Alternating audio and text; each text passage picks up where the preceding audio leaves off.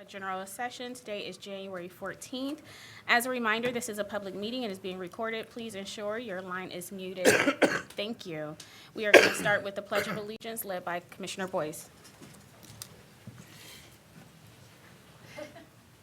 I pledge allegiance to the flag of the United States of America and to the republic for which it stands, one nation under God, indivisible, with liberty and justice for all. I got it. It's that time of year. Every season, my colleagues and I recognize state champion athletes from high schools in and around Franklin County and Central Ohio. Today, we're here to celebrate the fall state champion athletes who have excelled in girls tennis, girls golf, girls and boys soccer, field hockey, and not one, but two area football teams are state champions. That's very impressive. So it's our privilege to partner with the Greater Columbus Sports Commission and Ohio High School Athletic Association to recognize these outstanding athletes. Welcome to all of the athletes, coaches, families, and friends that took time to be with us this morning and be recognized. To kick things off, please welcome our good friends Linda Logan, Executive Director of the Greater Columbus Sports Commission, and Doug Ute, Executive Director of the Ohio High School Athletic Association.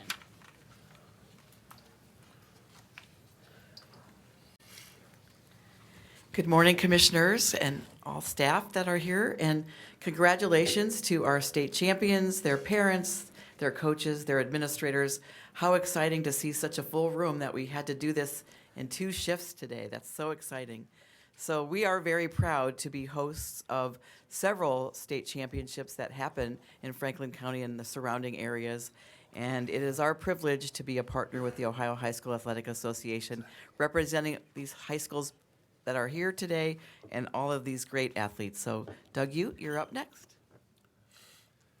Thank you, Linda, and commissioners. Thanks for honoring these good young leaders in their schools, and congratulations to our athletes and their families and the administrators that are here. I know that, I always tell people we have over 350,000 athletes in Ohio participating in sports.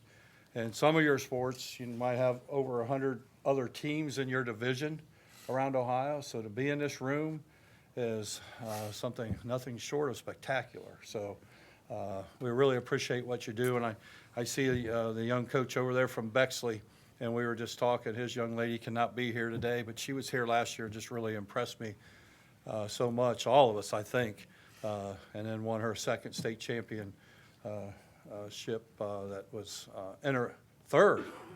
Oh, maybe it's 2 years ago. I remember her as a freshman doing that. Time flies. But I remember the New Albany kids and your wonderful soccer match that you had. And where's that goalie at, man? Raise that hand. He'll be proud of what you had a great match. All of you did. And then the athletes from Liberty. I was telling Coach, I was in Cincinnati in August, and the coaches down there told me it doesn't matter who was around the state. Moeller's winning the state championship. And what are you guys doing here today? Right? Yeah, so great. So we had so many of you do so many good things. And I remember standing on the sidelines watching the opening play series of that football in Canton and saying, these boys from Liberty came to play tonight and right out of the gate. And so congratulations to each of you, and because these are lifelong memories that you are going to go through life with, and that education-based athletics of working as teammates and overcoming, taking that giant down, those type of things. So big stuff. And the young ladies, the golfers that went to Akron up there and won at Firestone, and with only one senior, there's absolutely no pressure to be back in this room next year, right? So. But anyhow, from all of us at the Ohio High School Athletic Association, our member schools, congratulations, and really proud of you. Thank you.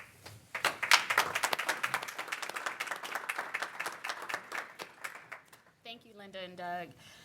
Okay, we have an extraordinarily large crowd this morning, and to make room for everyone, we split the schools into 2 groups. So we'd like to hear from the coach, and if there are seniors or captains that would like to speak briefly, we'd like to hear about any future plans or highlights you would like to share.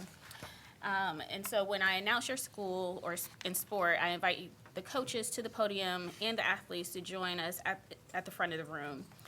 Introduce yourself, your team, and share the highlights. And then before returning to your seats, we're going to capture a quick photo with my colleagues and I. The first team that we have is Bexley High School Girls Singles Tennis Champion. Coach Heath Goolsby, Amaya Bowles, and she was the state champion last year as well.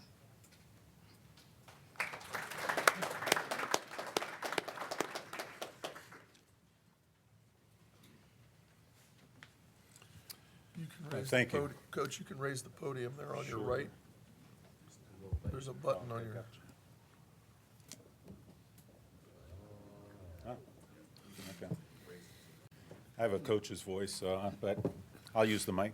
I do want to thank the Greater Columbus Sports Commission and the Franklin County Board of Commissioners for recognizing all the athletes in this room and those that support them. It's truly a pleasure to be seeing you a third year in a row.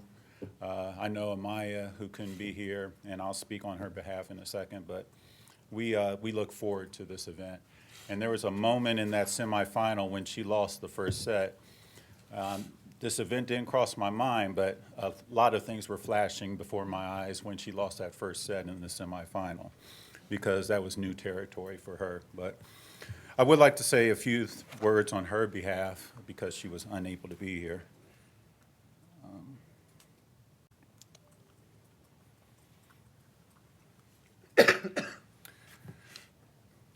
So she wrote, "Dear members of the Greater Columbus Sports Commission and the Franklin County Board of Commissioners, I am deeply honored and humbled by your recognition of my tennis accomplishments. Your thoughtful gesture means so much to me, and I am truly grateful for your acknowledgement and support. I apologize that I was unable to accept this honor in person. I recently returned from a tournament in Costa Rica, and my parents felt it was best for me to focus on catching up with my classes. While I fully support their decision, I regret missing the opportunity to thank you personally. Tennis has been a cornerstone of my life, and recognition from such a distinguished group is both humbling and inspiring. Your acknowledgement serves as a reminder of the importance of dedication, hard work, and the positive impact that sports can have on both individuals and the community. I would like to thank my family, Coach Goolsby, my teammates, and the city of Bexley for their continuous support. Being able to achieve a third consecutive tennis state championship and accomplishing something that only 6 other girls have been able to attain is a special feat. Thank you again for this incredible honor. Sincerely, Amaya Bowles."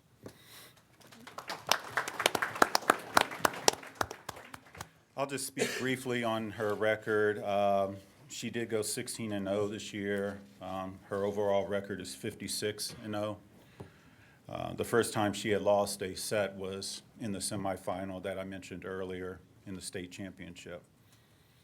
She now has a chance to, as she mentioned in her words, she now has the chance to accomplish only what one other girl has done, and that is capture 4 state championships, which only Andrea Farley has done. And she went on to play D1 tennis and played in some Grand Slam tournaments. And I know that is a goal of Amaya's to play Division I and enter a Grand Slam event this year is a goal of hers. So, thank you again for giving me this time to acknowledge both Amaya, but all the state championships in this room. Madam President, how did she do in Costa Rica? Oh, so thank you. She had went down as a qualifier. She won her qualifying matches. She ended up beating the number 1 seed in the tournament and beat the number 5 seed in the tournament. Very good. Give her our best. And one last thing, I forgot, I should have led with this. She was featured in Sports Illustrated last month. Oh, wow. So Oh, yeah, if you have a chance to, we have some football players in the room. So, She was featured in last month's Sports Illustrated in the Faces of the Crowd segment, so. Wow. Well, Yeah. if you don't mind, Madam President, we've been watching her since her freshman year when she first came here. We knew she was something special. And I continue to follow her in her career, and she's, as you have indicated, she's as an amazing person as she is a tennis player. Yes. And so, make sure you do, as Commissioner Boyce said, make sure you do congratulate her from us and let her know that we have been paying attention and will continue to pay attention. We hope we get a chance to see her here next year. Yes, yes, thank you. Congrats. We're going to take a picture with the coach. I don't know. Did you want a photo? I mean, I know she's not here, but we can still. Let's Don't do feel it, let's do it obligated. next Right. year. Yes. Let's do it next Okay. year. All right. That'll be the Thank plan. you. Thank you. That'll be the plan. Congratulations. Congratulations, coach. All right, next we have from Columbus Academy Girls Golf State Champion Team and Individual Golf Champion Coach Maggie Freytag and Eva Lim, and they were also state champions last year.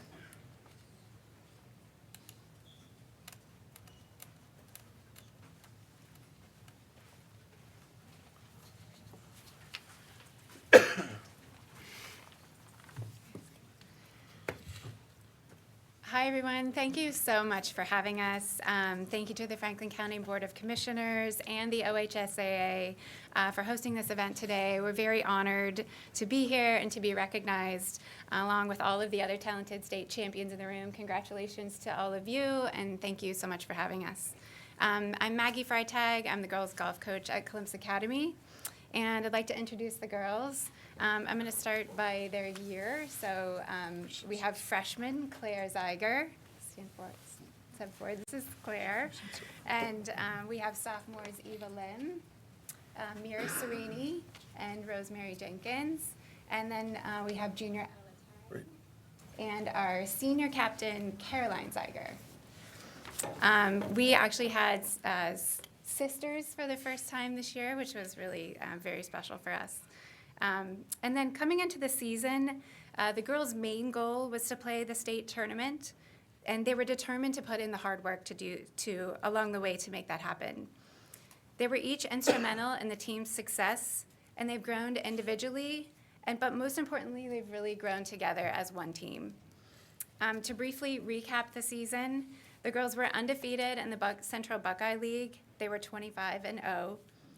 They won both the sectionals and the district tournament, and they went on to play the Firestone Country Club in the state tournament, which was really such an honor to be there.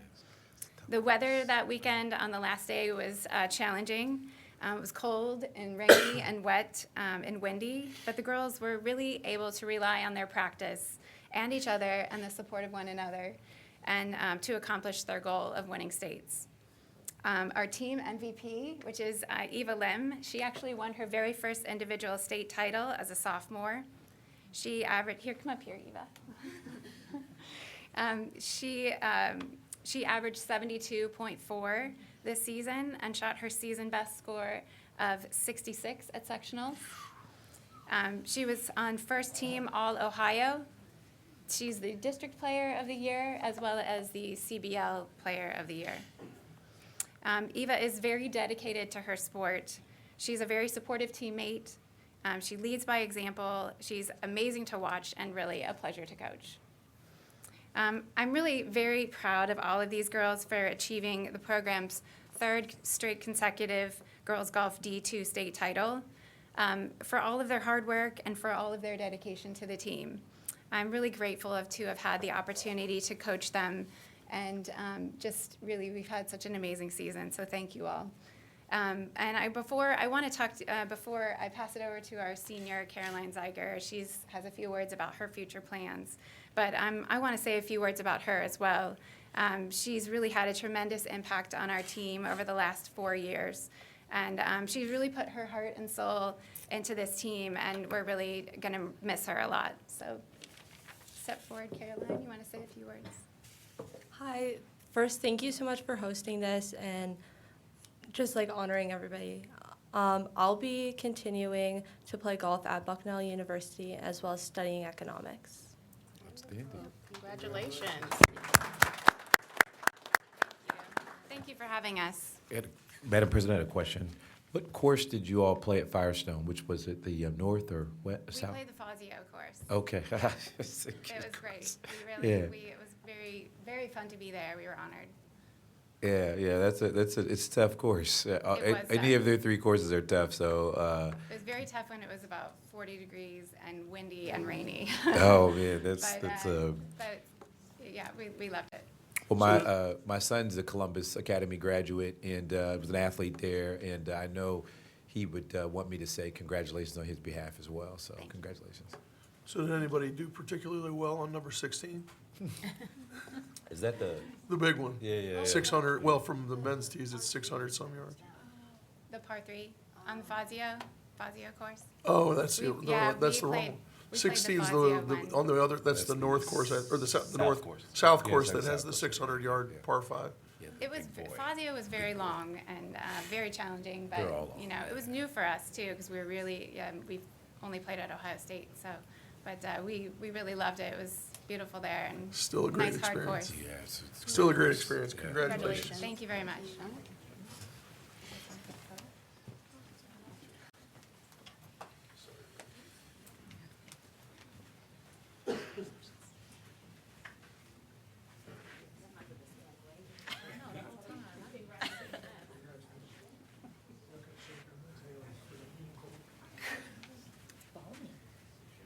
It's getting a little, getting there. Did they turn the heat up? They turned the heat up. No, it's the whole part of my grand plan.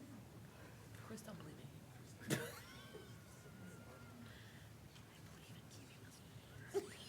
That's what.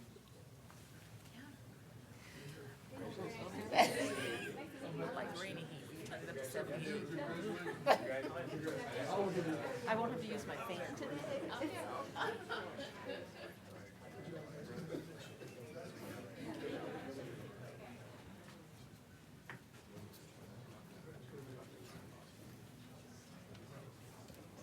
great course. I really want to learn how to play golf. I have clubs. I keep saying, remember, I was going to take lessons. That's right. Well, I'm getting back into it. We'll take lessons. Okay. We'll take some. I would love to. All right, next up, we have Thomas Worthington High School Field Hockey State Champion Team, head coach Terry Ziminetti. This team was state champions last year. Defending state champions. Wow. They've become a dynasty. Did you say they're a dynasty? Yeah. The dynasty. He didn't move this down, but that's okay. I'm a little shorter. You can lower it. No, I know. I Yeah. see it. I've got the coach's voice It's made too. for that. I'm going to do less talking, and I'm going to talk a little bit, but I'm going to hand it off to my seniors because I think it's more important to hear from them. But first of all, congratulations to everybody who's in here. It's a huge accomplishment to be here, and it takes a lot of hard work. I did follow Liberty. I was very happy you beat that other team that you weren't supposed to beat. I love being the underdog, so congratulations. Golf, you were here last year. Congrats. And I love watching the tennis player. She's a stud to be undefeated 4 years in a row. So if I missed, girls soccer for Watterson and boys football for Watterson as well. Congratulations. I will say I'm very blessed to be the coach at Thomas Worthington. I'm going on my 27th season.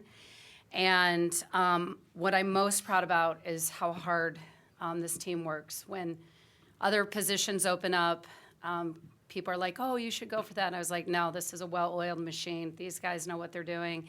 And they are one of the best groups that I've ever coached, especially this year when we had the target on our back.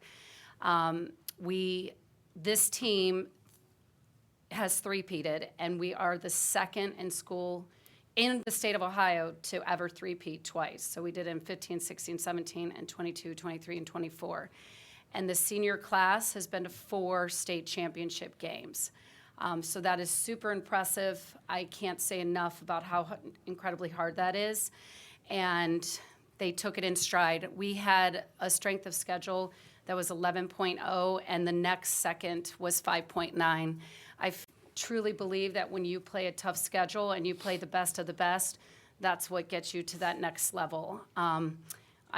if I lose, I lose. I don't want to play teams and beat them 9-0. I just feel very strongly that helped us in the state tournament. And with that being said, in the state tournament, we outshot our opponents 100-7, and we outscored them 26-0. So I don't know if my goalie's here, but she's always bored back there singing songs to herself. So that alone was pretty awesome. And not only that, but every single player, both JV and varsity, were scholar athletes. And so 100%, and varsity players were recognized Central Ohio, All Ohio, and nationally through the NFHCA. So, and we also have scholars of distinction. I look at their GPAs when they say, oh, check your eligibility. I don't have to check my eligibility. They have 4.6 grade GPAs or 4.2. I don't even know that those GPAs exist, okay? So they do, because I've seen them, and they are incredibly bright. That's also probably why they're so successful on the field. Really, that's all I have to say, except thank you to all the commissioners for having us here today, to OSHA, everybody who's here recognizing us for the third time, so I appreciate that. And I'm going to hand it over to Caroline first. Well, I know, but you're going, who's ever talking first? Hi, I'm Caroline. I'm a senior, and I play defense, and I'm going to study economics next year. I'm not sure where. I'm Rowan. I'm a senior. I play midfielder, forward, or defense, wherever. I'm committed to Ohio University to play field hockey, and I'm going to be studying sports management. So throughout our 4 years of this program, we've always had impressive seasons, but truly this one was historic. Not only were we triumphant in Ohio, but among other states too. We traveled to Philadelphia for the MAX National Field Hockey Tournament, where we played the top teams in the country from New York and from Texas. We went in as the underdogs, but certainly put Ohio field hockey on the map. In the beginning of the season, we had a huge target on our backs, along with loads of pressure to win states once again. We felt the pressure at first, but once we all came together as a team, we knew what we needed to do and proceeded to help our head coach, Terry, achieve her 400th win. And we continued our winning streak all the way through the state championship Where we won states, for the third time in a row. making Ohio history as the second team to three-peat twice. And The only team. The only team? You said a second team. The only team. Oh. and not to mention, we won states 5-0, which is the largest goal differential in Ohio field hockey states history. This is a special accomplishment for our team and especially our senior class because we have been working together and training with Terry since we first picked up our sticks. To see how our hard work has not only paid off for us, but to also know that we're leaving this program with a great legacy is the most rewarding feeling we could ask for. We couldn't be more proud of each other and ourselves, and we can't wait to see what our TWFH sisters accomplish in the future. Thank you so much for having us here and recognizing us, and congratulations to all the other teams here. Thank you.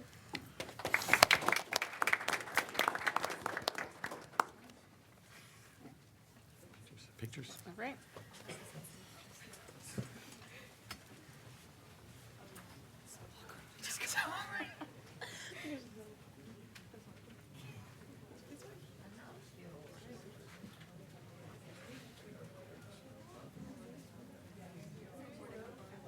Two rows. Always 2 rows. 2 rows.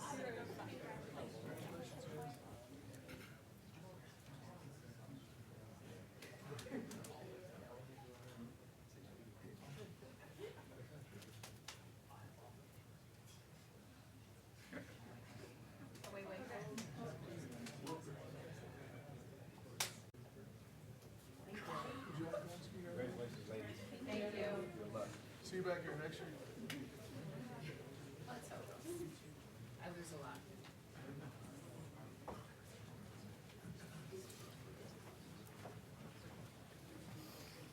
All right, next up, we have New Albany High School boys soccer state champion team, led by Coach Johnny Ulrey.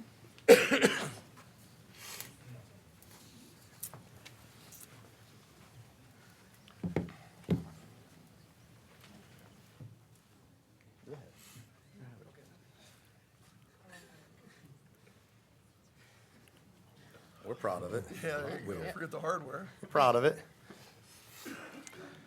Thanks for having us. My name is Johnny Ulrey. I'm the boys soccer coach at New Albany High School. I just completed my 10th season.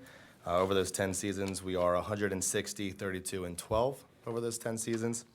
We're very proud of that.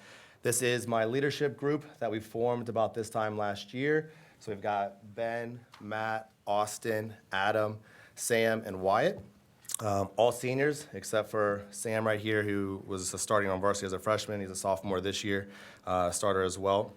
And when we formed last year, we brought this group together and we talked about what we wanted to do this upcoming season. We're coming off of 2 trips to the state finals that we've lost. We had just come off of a regional final loss last year, and we needed to make some changes. One of those changes was ramping up our training. And so instead of just hitting the weights 2 days a week and during the school year, we moved into a fight or flight Friday. So every Friday morning, starting in January last year, the boys would be up at the weight room at 5:30 in the morning before school starts, and we would train for about an hour and a half. Honestly, that was the best attendance we would get throughout the week. We'd have about 60 to 70 guys show up. So that was the start of that. Moving into the summertime, we added, not only were we still doing our workouts 3 to 4 times a week, we were also adding swimming in twice a week to try to reduce some of the stress on our knees and our legs.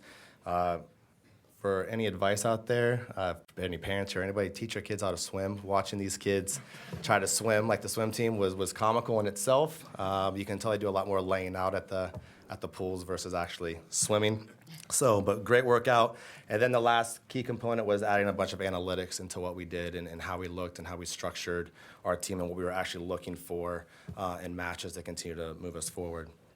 By the end of the season, we were ranked 6th nationally in the United Coaches Poll, and we were ranked 4th nationally in the Max Prep Poll.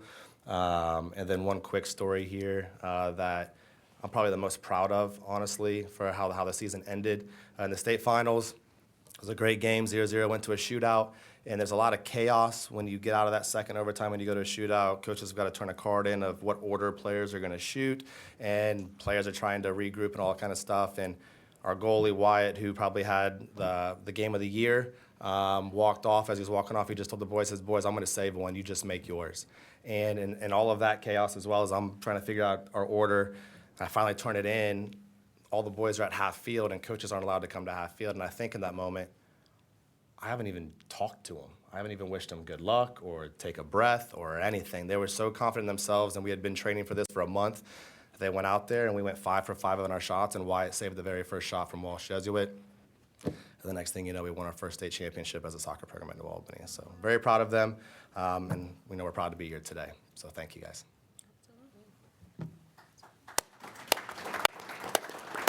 Pictures? For the seniors, where are they going to school? Are they going to continue on? We'd love to hear from you all. My name is Austin Young. I am a senior here, and I'm playing soccer at Capital University next year, and I'll be studying kinesiology.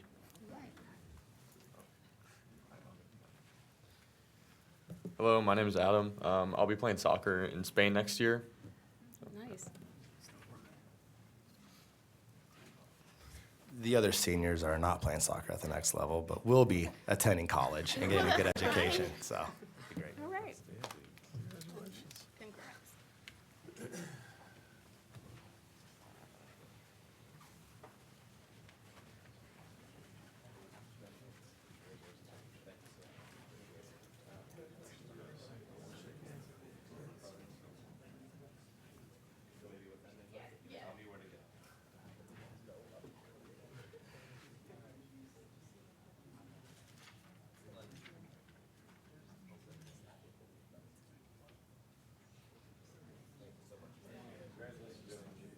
Congrats, guys. Don't forget the hardware.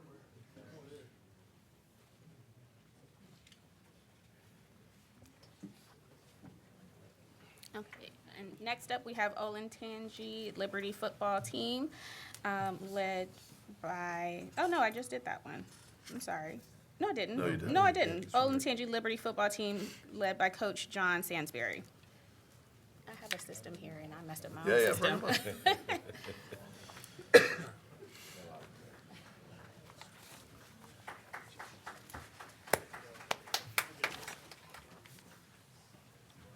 Okay, I'm John Sansberry, the head football coach here at Olentangy Liberty High School. Just want to first, on behalf of our seniors, this is about a little over half of them, Thank you to the Franklin County Board of Commissioners for having us. Appreciate you guys keeping that name up there too, so I can read off of that. I want to also thank our athletic director, Darren Meeker. He's here today. Very supportive, obviously, and I believe the best athletic director in the state of Ohio, so I know our guys are appreciative. Let's give Mr. Meeker a round of applause here. And also Mike Stoner, our principal. So now to the guys here. So it was a historic season for us at Olentangy Liberty for football. First ever state championship, first football state championship in all of Olentangy local schools, which is because of the leadership of, we have 31 seniors. We have about 17 here today. I want to quickly introduce because it's because of these guys, right? Their leadership, how much they care about each other, how much they care about football. And so they deserve all the credit. So we have, just kind of put your hand up, we have Matthew Stevens here, defensive lineman, Ryan Shapker, defensive lineman, Bailey Bird, offensive and defensive lineman that played every snap of the state championship game. Very impressive, on a bum knee too. We have Isaac Lee, outside linebacker, Mason Graber, defensive lineman, Landon Hersey, outside linebacker, Adam Warnicki, offensive guard, Cam Cole, linebacker. We have Braxton Winks, defensive back, Landon Hunter, offensive and defensive lineman, Zach Nelson, defensive back. We have Andrew Leonard, our quarterback and Mr. Football finalist, and also a captain. Austin Stamp, middle linebacker, and also a captain. Keegan McBride, offensive lineman. Christian Moulton, wide receiver. I know I had a few questions. Yes, that was number 3, the receiver that caught all those passes in the state championship game. We have Jonah Lloyd, wide receiver. Luke Rapaski, wide receiver, defensive back. And then Elliot Rankin, linebacker and long snapper. So that's important to him. So, but no, it's been my privilege and honor to coach these guys. They're outstanding young men, high character, leaders in the classroom, in the community. A lot of them play multiple sports at Olentangy Liberty, and a lot of them have actually won state championships because of the hockey team, being part of the hockey team and the lacrosse team. And so, really an incredible group that will obviously be remembered forever because of their accomplishments on the football field, but also just who they are as people. So I'm very proud of these guys. Can't say enough about them. We have our 2 captains that are going to say a few words, which some of these guys are chuckling because they're men of few words, as you'll see. But that's just who they are, right? They're men of integrity. They're humble, but man, they're workers, and they're not so quiet on the football field. So Andrew and Austin, here you go.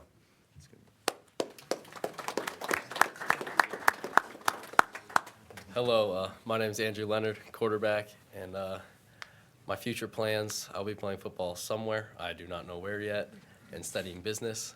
And we would just like to thank you guys for having us here, and congratulations to every other state championship in here. And I'm Austin Stamp. I'll be studying biology, probably playing football or lacrosse. Don't know where yet. I just want to say, at 31 seniors, we've been playing football since we were in elementary school together, and to finish off our senior season with a state championship was just meant the world. Congratulations.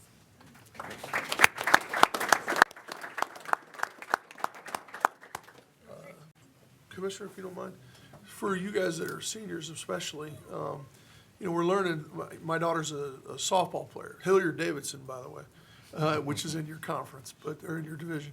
What we're learning through all this process is that because of the transfer portal, things are a little bit touchy these days, and so be patient.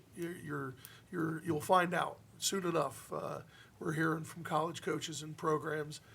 You class of 25 guys will find out soon enough from schools and from programs.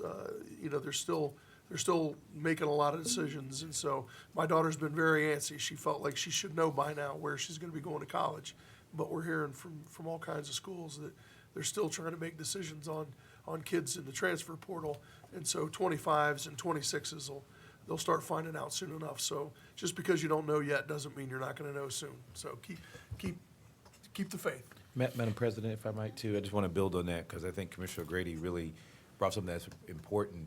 I went through that personally, and I went through that with my son.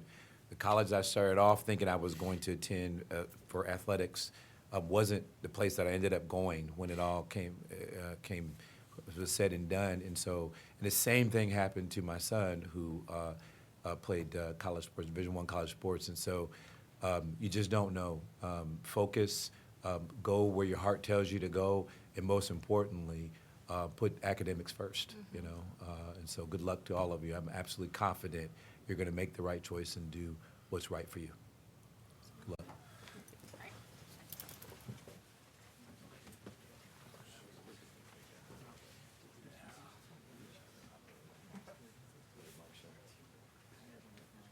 This is a great example of that, why we're such great neighbors here in Franklin County. Delaware County's here, so we celebrate that. We bring pictures. Congrats, guys.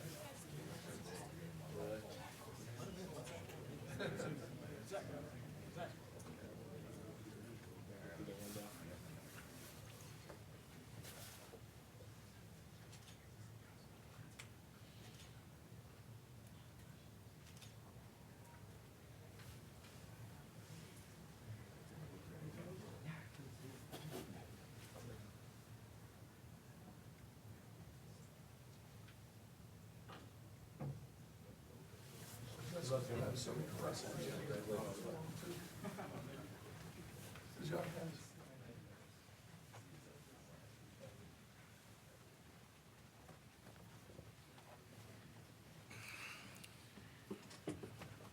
It was such a stressful process. Oh my God, it was so stressful. So this concludes the first half of our fall sport guests this morning. I want to thank all of the student athletes, coaches, and parents that joined us this morning, and would like to offer my colleagues an opportunity to make some remarks before we bring in the second group. Thank you. I'll go first, Madam President, if that's okay. Again, I just want to say congratulations to all the athletes. I mean, your accomplishment is uniquely yours and your teammates. I want to encourage you to continue to take the lessons that you learn on the field, course, or whatever field of play you're on, and I can assure you that those same lessons transfer in life.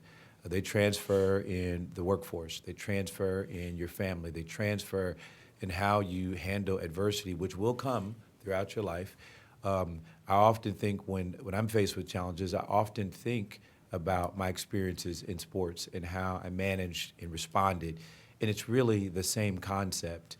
And I also always feel like I have an advantage on others who perhaps haven't had that experience. And so I just want to just encourage you that you've got something special. And it's not just the accomplishment, it's really the experience and what you've learned from it and how it's going to transfer into your own pathway in life. I'll just, again, want to reiterate, I know the stress that comes from thinking about what you're going to do at the next level. Whether you play sports or not at the next level, where you go to college has to do more with the opportunity to learn, to understand the value of what an education can do, and more importantly, the process to obtain it. And so I just want to say, if you play sports, that's great.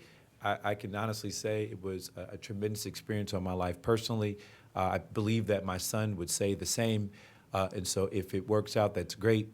But again, I will say, for both of us, what started off at the beginning of the year where we thought we would go was not the place we would go. For my son, I remember in particular, he had a school dead set on. They approached him in the state meet his junior year, and then it was, a college visit to them. We thought that was the #1 school. We were all lined up, and they never offered him anything. It never even came. I mean, it just turned out. And so he ends up going to a school in the same conference as that school, and it turns out it was a love affair with him in that school. I mean, it was the perfect place. But at the time, we didn't know it. I remember how disappointed he was and how it impacted his whole life for weeks at a time. And I think he would even think back to that and laugh at how he felt. So I just want to encourage you that don't let that experience of choosing where to go affect you too much. It's serious, but at the same time, you'll do the right thing. I'm 100% confident that the choice you make will be right for you. Good luck, congratulations, and for those of you who are underclassmen, I'll see you again next year.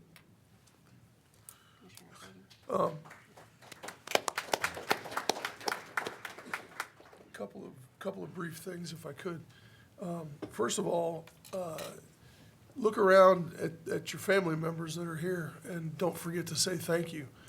Thank you to your mom and dad. Thank you to your siblings. Thank you to the folks that are getting you to and from the practices that it takes to get you to where you are. Thank you to your siblings that are putting up with all the grief that you're giving them because you're such a pain in the rear end because you're working so hard to accomplish the things that you're accomplishing. Thank you to everybody.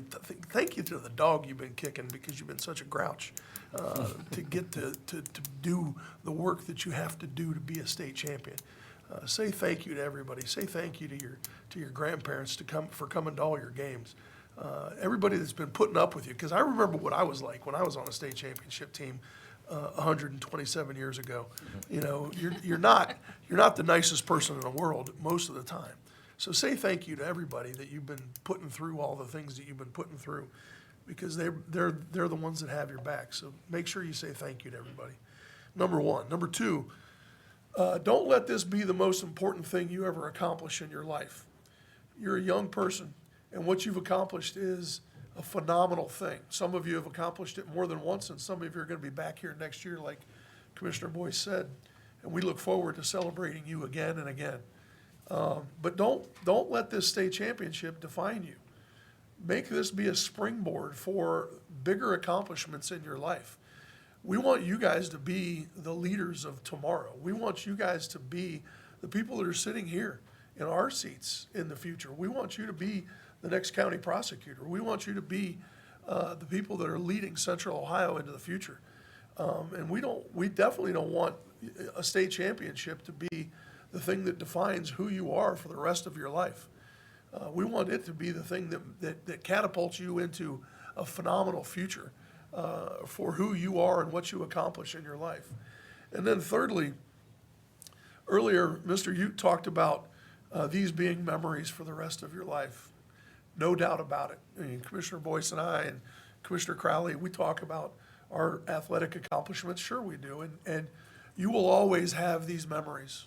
Nobody can ever take them away from you. Over the holidays, you know, I'm an old man. I was in high school more than 40 years ago. And over the holidays, the day after Christmas, some of my buddies and I got together at a place where in my old stomping grounds.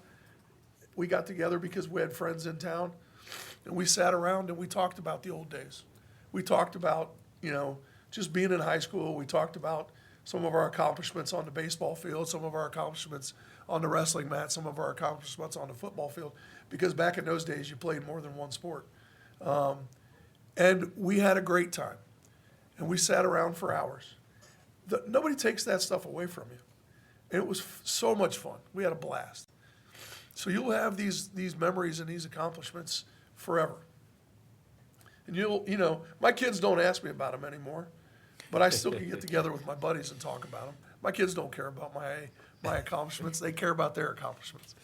But you'll have them forever.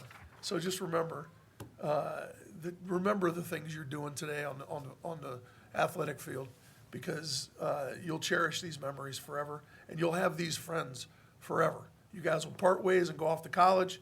You'll have families, but you'll still have these memories, and you'll still have each other. So enjoy. I would just add, let me just underscore everything that my colleagues just said, perfectly and well stated.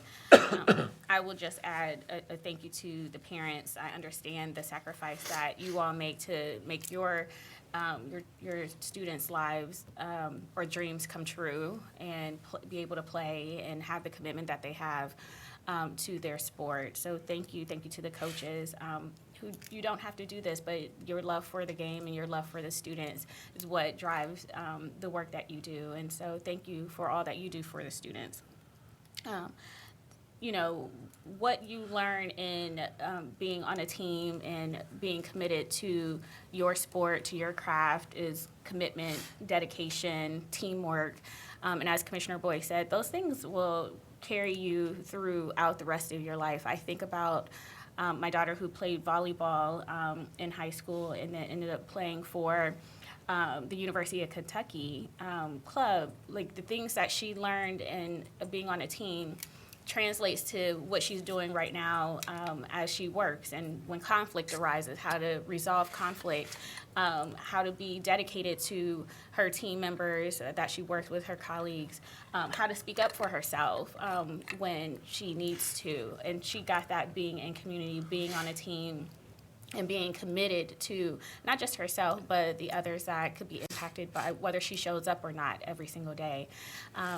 And so you will carry those things with you. I will also say to Commissioner Boyce's point about, you know, you'll land right where you're supposed to be. I think about how she was being recruited to schools.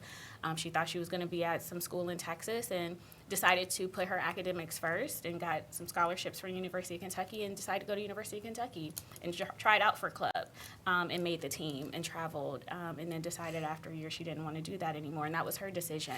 But where she thought she was going to end up going and where she landed, totally different, and she landed at a place that she was supposed to be at that moment in time. And I mean, her experience, her first 2 years have been remarkable, and I've seen her grow as a person. And so do not worry, you are going to be right where you are supposed to be, and it will be for the better.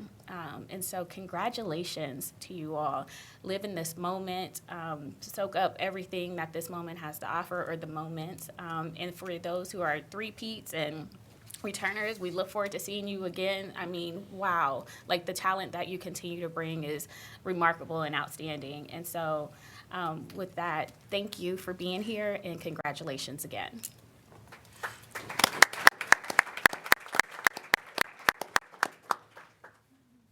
All right, so we appreciate you joining us. We are going to take a moment to clear the room and bring in the next schools.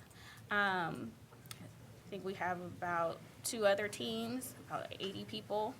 Thanks, guys. Congratulations. Yeah, good luck, everyone.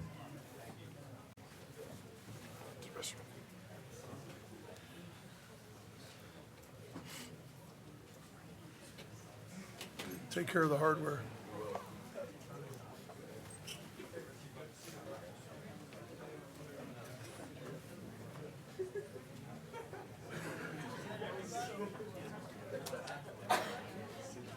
Thank you. Congratulations. Congratulations. Hopefully we'll see you back. Absolutely. Thank you.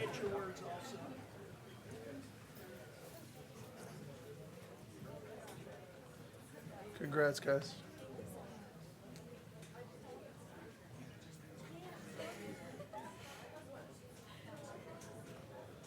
Thank you again. Bye, Thank Coach. you.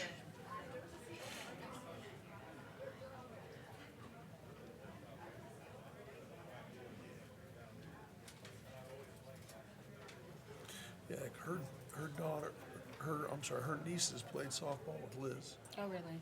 So I've known her for 15 years.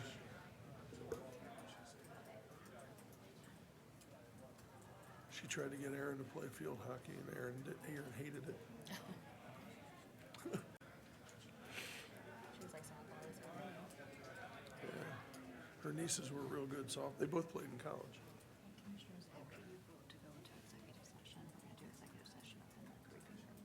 And you'll be able to vote to come out of We're executive going up to, session. we're going up to briefing room For executive session, yeah. Did you hear that? We're going up to briefing room for executive session. Welcome.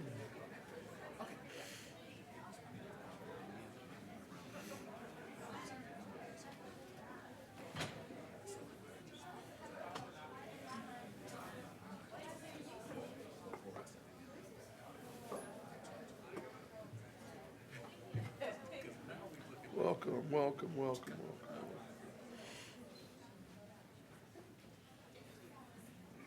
Watterson's half empty today.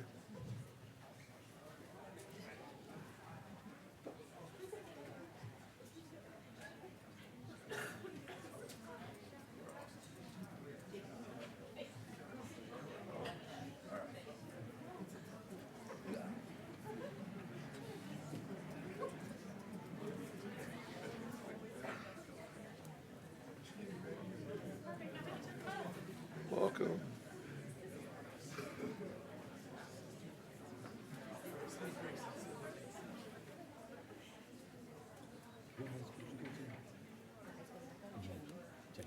This is A&E's high school. This is A&E's high school. She used to have to wear one of those uniforms.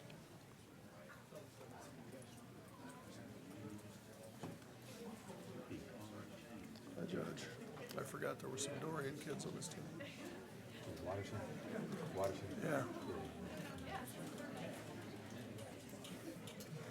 Is that her kids? Her kids? Judge Dorian's kids are there? Man, her kids are young, 'cause I remember born.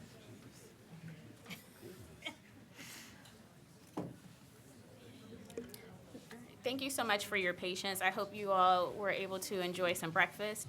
As you know, we had an exceptionally large crowd this morning and appreciate your patience while we recognize the other schools' accomplishments.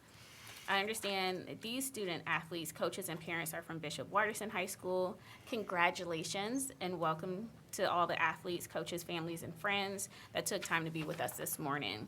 Each year, my colleagues and I recognize area state champion student athletes, and it's our privilege to partner with the Greater Columbus Sports Commission and Ohio High School Athletic Association to recognize these outstanding athletes. I'd like to invite Linda Logan, Executive Director of the Greater Columbus Sports Commission, and Doug Ute, Executive Director of the Ohio High School Athletic Association, to the podium for some welcome remarks.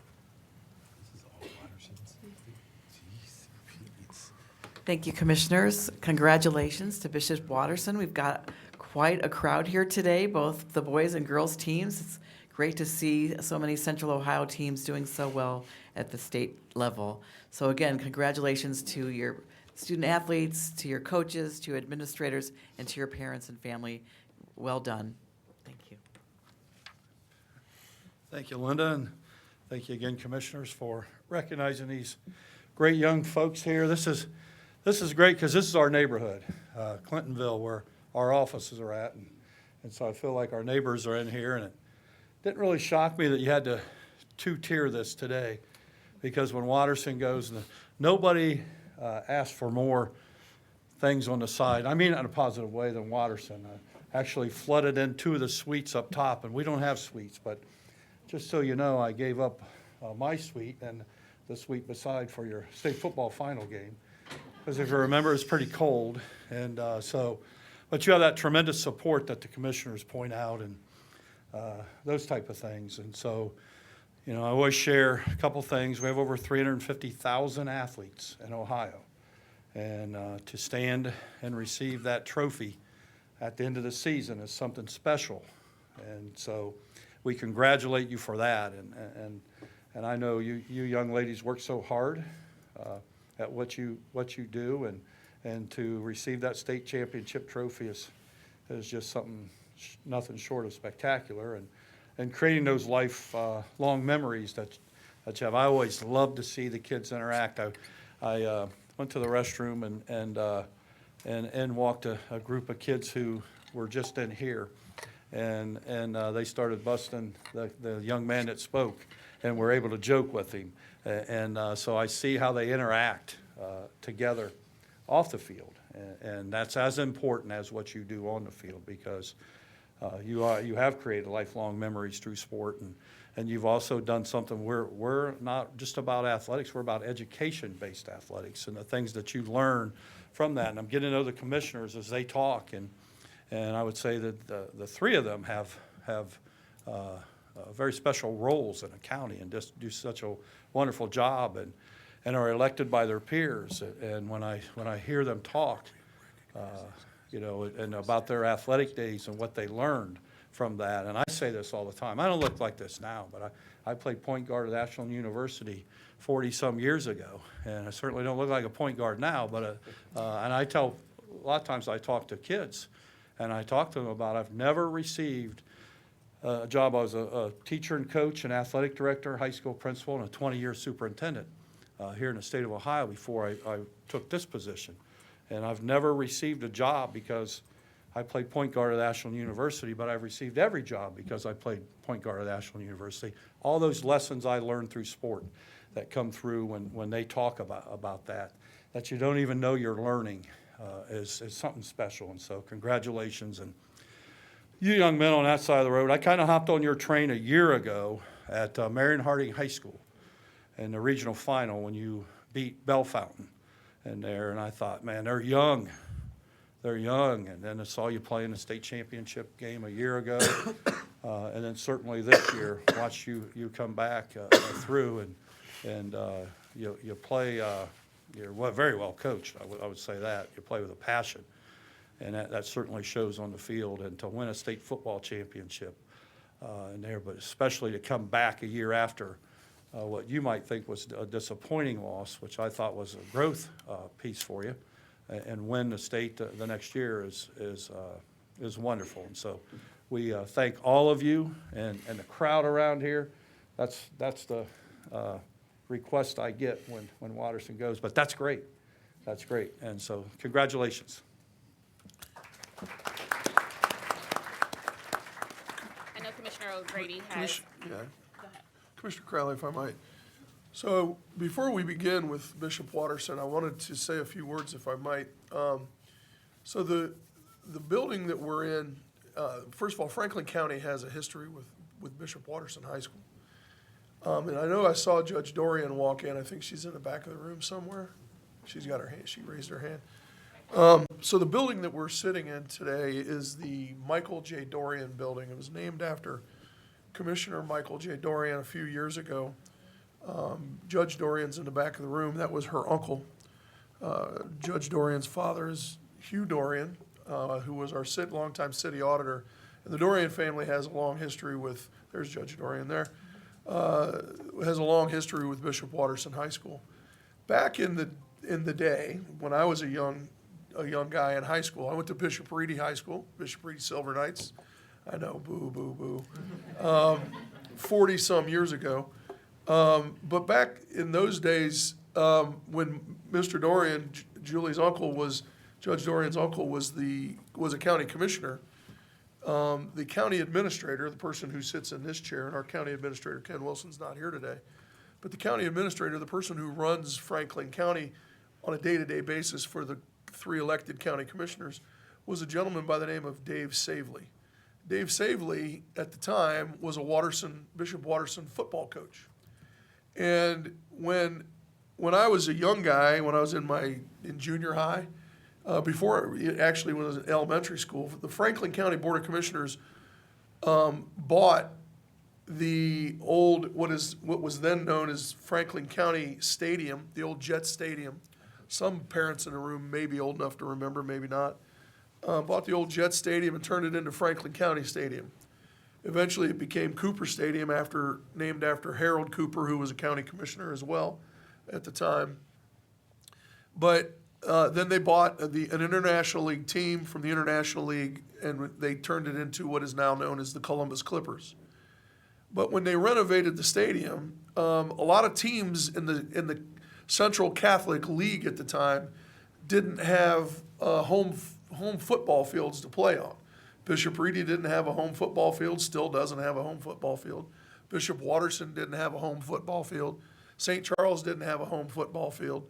DeSales didn't have a home football field. Only, at the time, the Central Catholic League was 6 schools, and only an old school named Father Worley, which you guys wouldn't know about, maybe your parents wouldn't even know about, and Bishop Hartley were the only teams in the CCL that had a home football field. So all those other schools, St. Charles, Watterson, DeSales, and Bishop Reedy, got to play their home football games at Franklin County Stadium because of the county administrator, Dave Savely, Bishop Watterson football coach. And so Franklin County and Bishop Watterson High School have a history together. And so this Bishop Reedy Silver Knight, who grew up really, really, really jealous of and resentful of Bishop Watterson High School. Because back when I went to Bishop Reedy High School, I graduated in 1982, 129 years ago, 27 years ago. My high school had never beaten Watterson in football. It wasn't until 2 years after I graduated that we beat Watterson in football.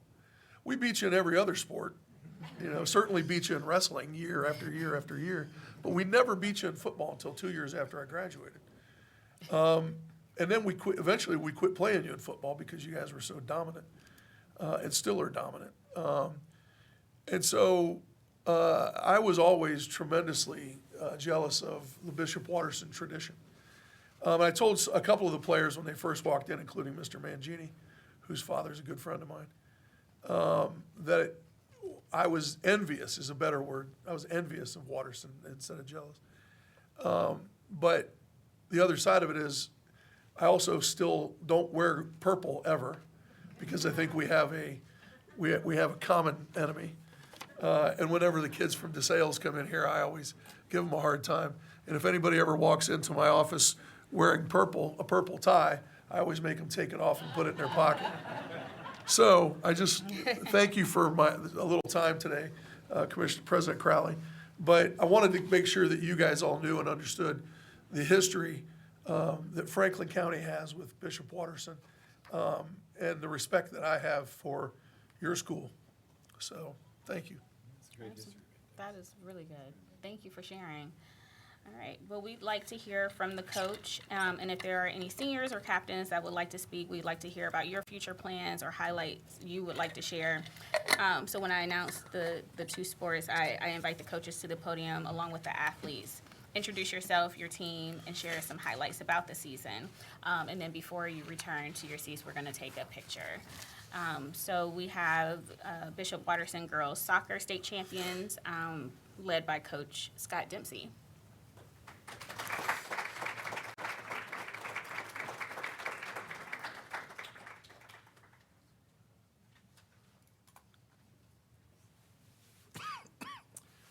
Thank you for taking the time. I know this is lengthier than you probably planned on and normally spend with so many athletes. So thank you for taking the time to have us, all of us, including the group that came in first today. We really appreciate your time and your efforts and to recognize all of us. I've got three of the members of our leadership team that have stepped up here, Megan and Kathleen Goring, Emma Miller, that are going to share a few words with us after we get started. My name is Scott Dempsey. This is my 8th year as head coach at Bishop Watterson. This was the 33rd year I've spent coaching as a head coach in high school soccer, and as I shared with the girls and their families and our supporters, this may be the most exciting time that I've had in all the years that I've coached. It's a really special group of young people and a really special group of families that we have together at Bishop Watterson. And when I have had the opportunity to walk through the halls of the building and I see our football players and our girls soccer players and our boys soccer players and our field hockey players, when Commissioner O'Grady, when you talk about tradition, that's what we have at Bishop Watterson. We have a tremendous tradition, not only athletically, but academically and socially, and it is a pleasure and an honor and a blessing to be a part of that tradition. And this year was certainly special for our girls.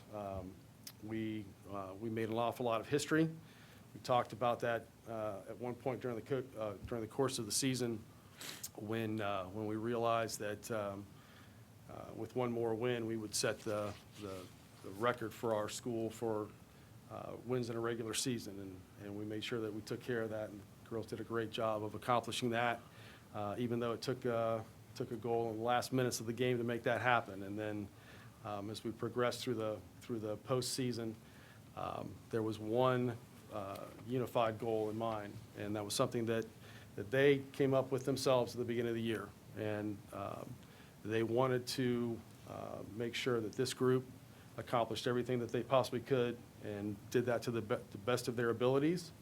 And I didn't realize this until we were at Crew Stadium, at historic Crew Stadium, and one of the reporters asked me how I felt about the fact that we gave up our very first goal in the postseason with about 7 minutes to go in the state championship game, and I hadn't even realized that we hadn't given up a goal yet. But that was the objective. These young women do a great job of focusing on doing their very best in all of their endeavors, which is what the standard is for our program. So thank you for giving us the time, and I'm going to let these ladies share a little bit of their thoughts with you as well.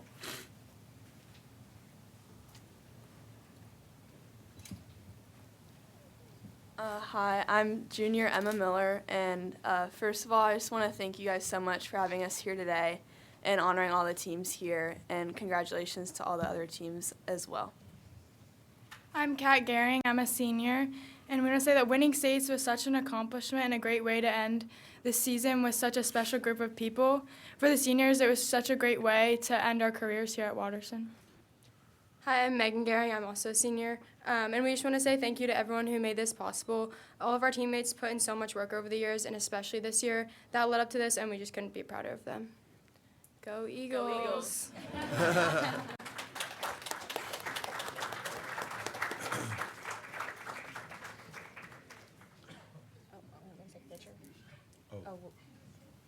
Yeah, go on. Yeah, we can take a picture. Yeah, Yeah, we're gonna take a picture. Bring the girls up for, all the girls up for a picture.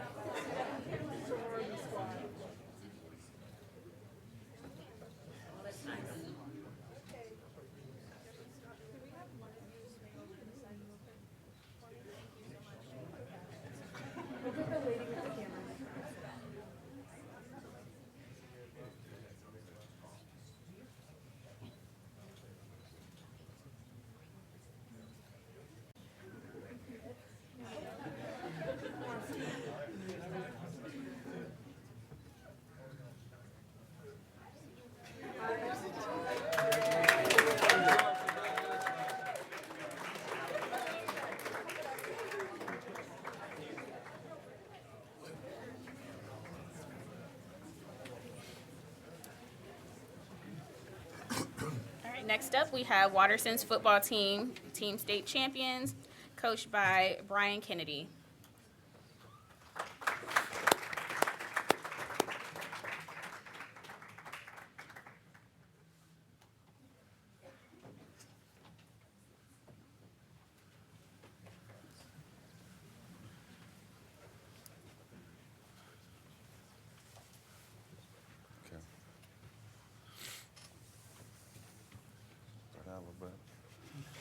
They're so excited to be standing up here. They are so excited. Okay, good morning. First, I want to thank you for the invitation. This is a really big deal. We appreciate you guys taking the time to recognize the state champions. I want to congratulate the schools that weren't here before. Especially want to congratulate girls soccer and Coach Dempsey. It was great. It was great to see their run this year. Kind of motivated me a little bit, right? A little friendly, like, hey man, if they're gonna go get a state championship, then we need to go get one too, right? But it's great. It's great for the school. Coach talked a little bit about it. Watterson's a great community. So my name is Brian Kennedy. I'm the head varsity football coach. And I have the seniors, most of the seniors here with me today. So the season we went 16-0, won the Division III state championship. Couple things. I like numbers. I like facts. So I'm going to give you guys a couple facts here. So these guys outscored their opponents 639 to 111 over 16 games. Yes. Just to give you a little bit of a little reference there. So they scored 639 points this year, outscored their opponents by 528 points. The most points ever scored in Watterson history before this year was 521 in a season, and that was the 2023 team. So these guys outscored their opponents by more points than we had scored in the history. They won the CCL, won the regional, and obviously won the state. No team in Watterson history had ever gone 11-0, 12-0, 13, all the way up to 16. So it was most wins, most points in a season. Now, that's the season. I need to talk a little bit about these guys I have up here, the senior class. What they've done and what they've accomplished is extraordinary. They're tremendous leaders, on the field, off the field, in the community. So these guys walk out of Watterson as the winningest class in Watterson football history. Last 3 years, they have gone 42-4, 20-0 at home, have won 3 straight CCL titles, a regional runner-up, back-to-back regional championships, a state runner-up, and a state championship. You know, all of us, I think, in our professional lives and what we do, you know, as you go into a situation, right, you go work for an organization, you go teach, you go coach, you know, most important thing is, you know, building, you know, making things better, you know, leaving them better off than when you got there. These guys have done that. They have set a standard, and it's, you know, obviously winning on the football field, right? That's a standard, but in terms of everything else that they do, again, as leaders in the school, outside the school, these guys walk out as setting the gold standard. And I feel truly blessed to have been able to coach these guys, and I am eternally grateful for everything that they have done. Now, yeah.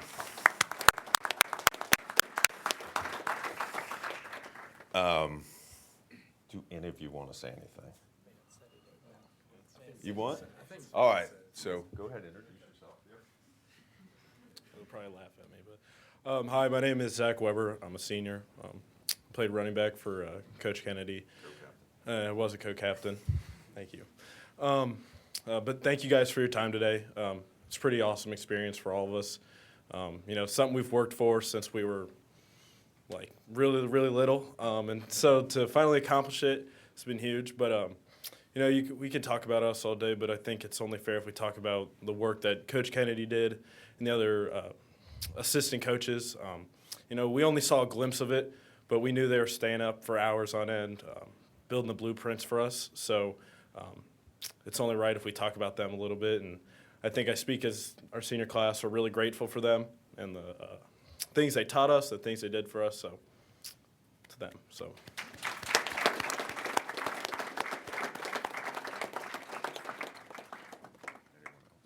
Oh. Hi, I'm Tommy Haley. I play wide receiver and DB. I just want to thank you guys for getting us about halfway out of school. I think I'll probably get back around lunch, and so that's just perfect. And thank you so much for that.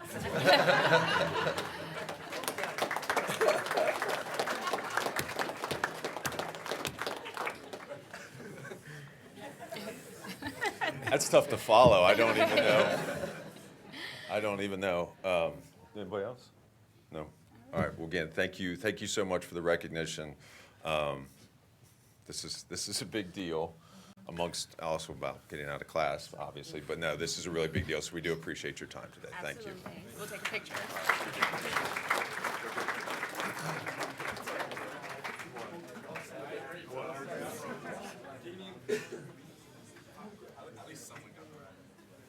We've got a lot of press kids come here.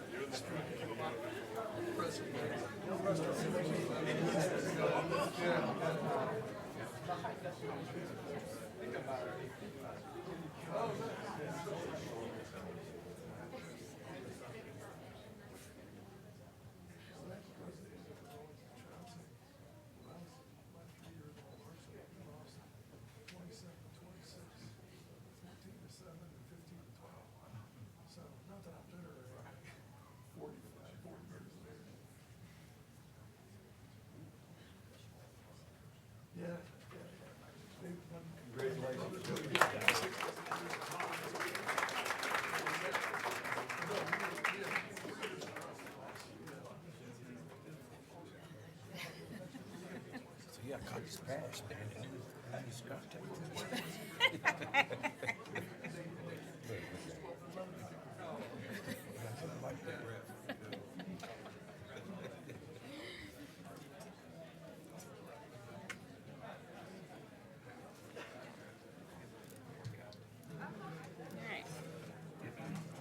So that concludes our fall sports state champions recognition. I will turn it over to my colleagues if they have any parting words of wisdom or advice that they want to impart on these outstanding student athletes.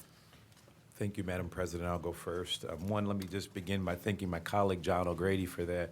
A wonderful rendition of Central Ohio history. No, I'm being serious. That was a great story. I really enjoyed that. And one thing I'll add is that I was a City League kid. I played at Columbus East High School in Columbus Brookhaven.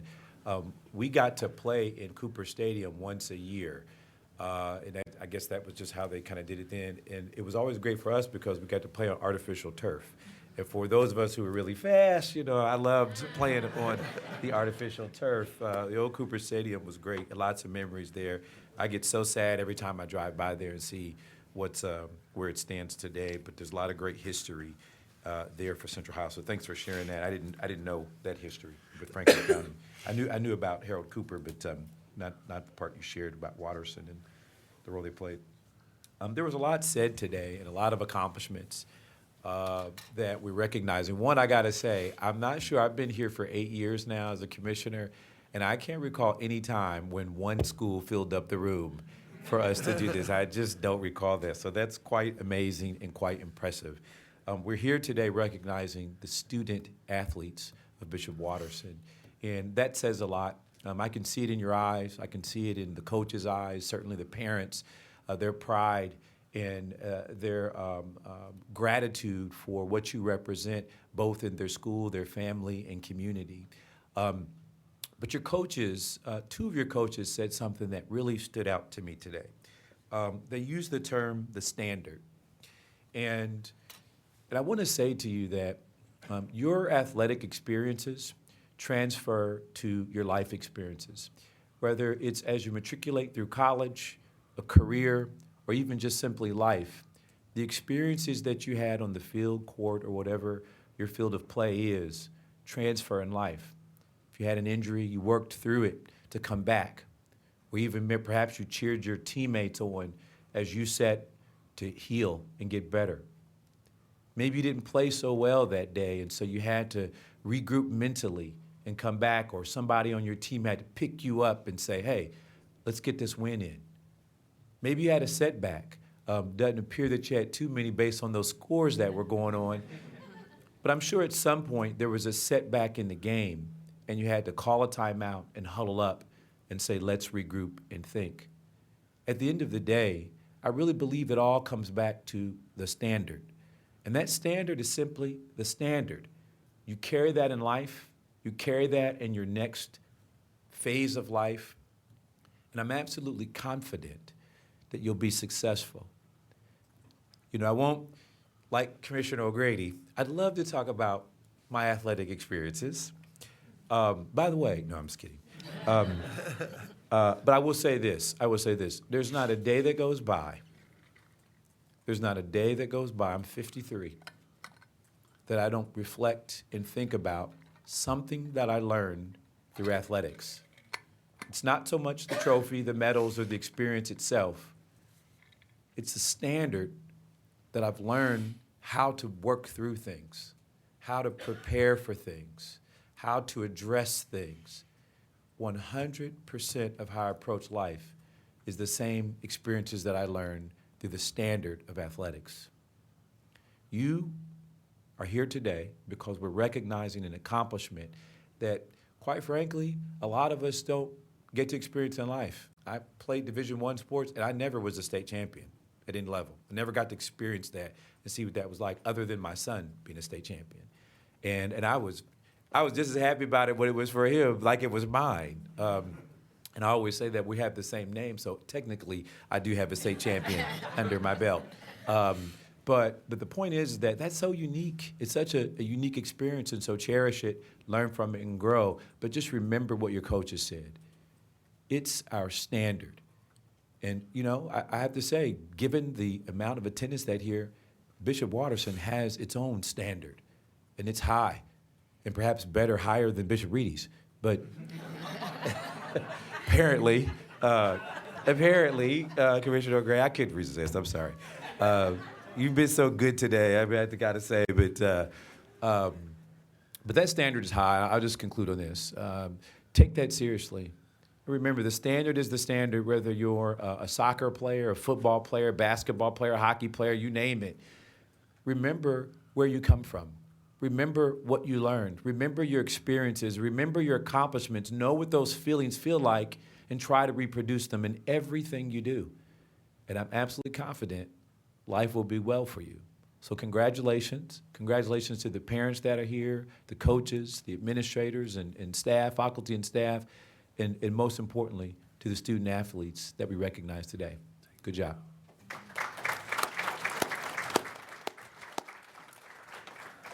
Well, it's a little tough. I want to rebut some of the stuff he said, but I'm not going to. So I just have a couple things to say. I'll try to make them brief. First, your family. You want to make sure that you say thank you to your family. Thanks to your parents. Thanks to your siblings. Thanks to your grandparents. Thank you to everybody that helped you get where you are.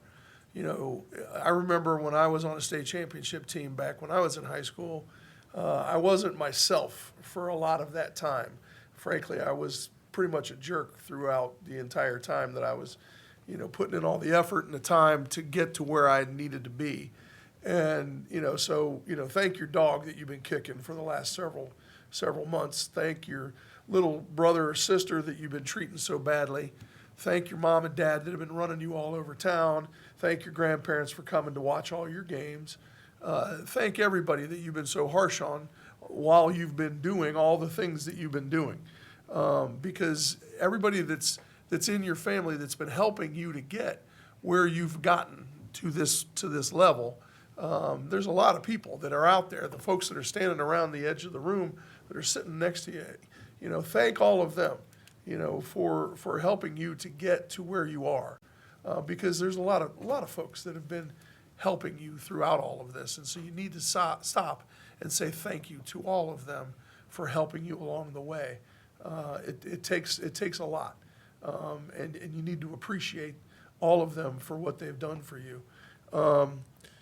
You know, and the other thing is please don't let this state championship be the greatest accomplishment that you've ever had in your life. This state championship should be a springboard for the rest of your life. It should not be the greatest thing in your life. You know, you've got this. You've got this state championship in hand. By the way, for those of you that are seniors, it's a fantastic thing and it's a great memory. But for those of you that are underclassmen, shoot for next year. You know, make it be another opportunity for you to come back and visit us again next year. But make this be a springboard. You know, we want you guys to be, you know, future county leaders, future county commissioners, future county prosecutors, future leaders in this community. You know, we want you guys to be in our shoes someday, leading this community, whether it be as public servants or business leaders or community leaders. We want you guys to be the future of this community. And so a state championship should be something that's a springboard to other successes in your life. If being a state champion is the greatest thing you ever accomplish in your life, that would be underwhelming.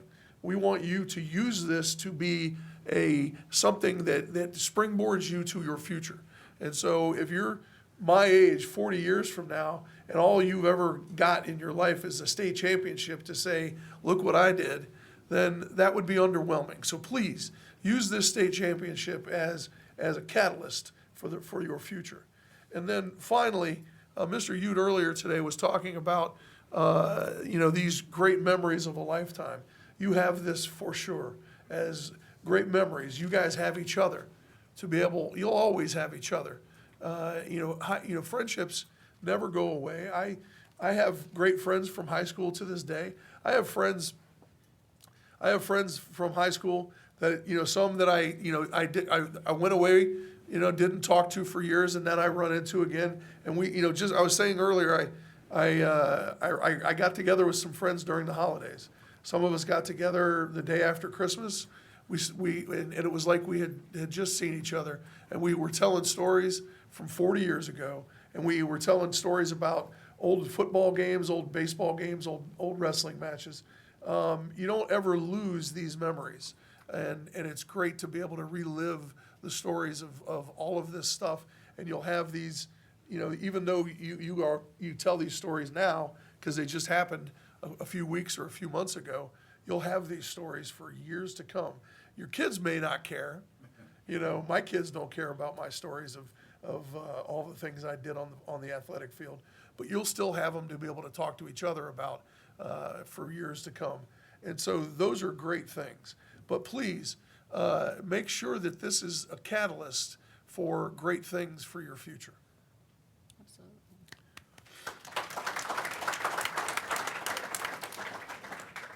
And I'll just offer a few words because my colleagues really said it all.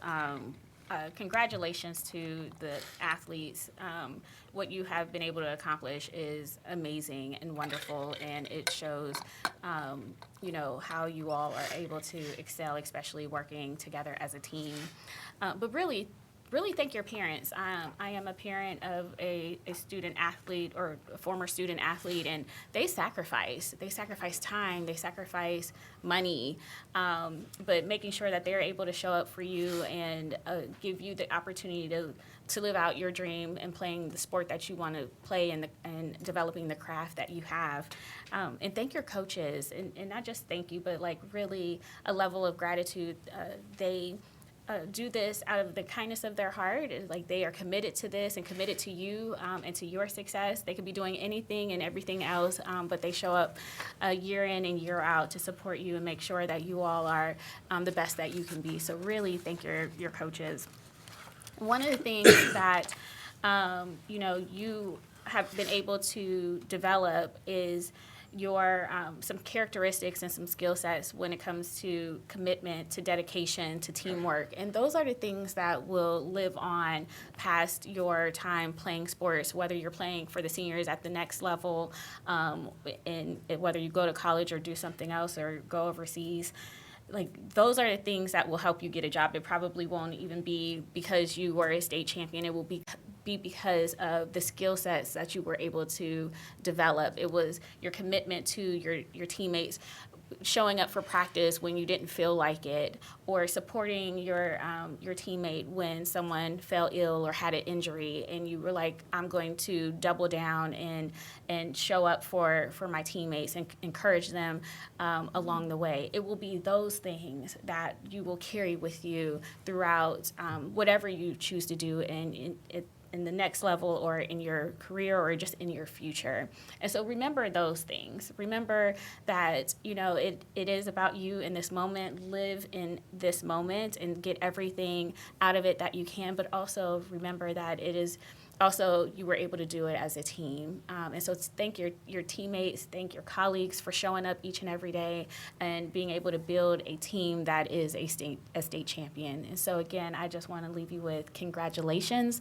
For those who may be coming back, I look forward to seeing you next year in this room and recognizing you for a state champion again. And thank you to the parents and to the coaches. All right.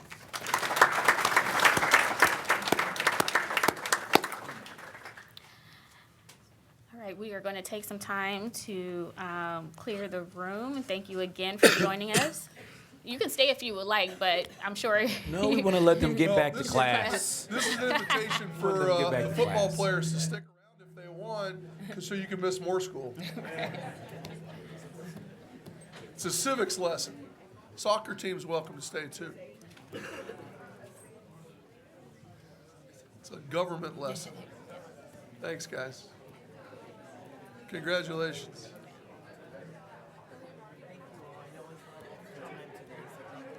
It's okay. Keeps us from having to go into executive session. Thank you. Absolutely.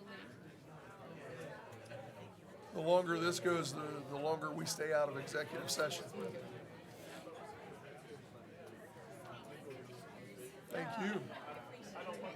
Good to see you, Julie. Yeah, absolutely. Good to see you.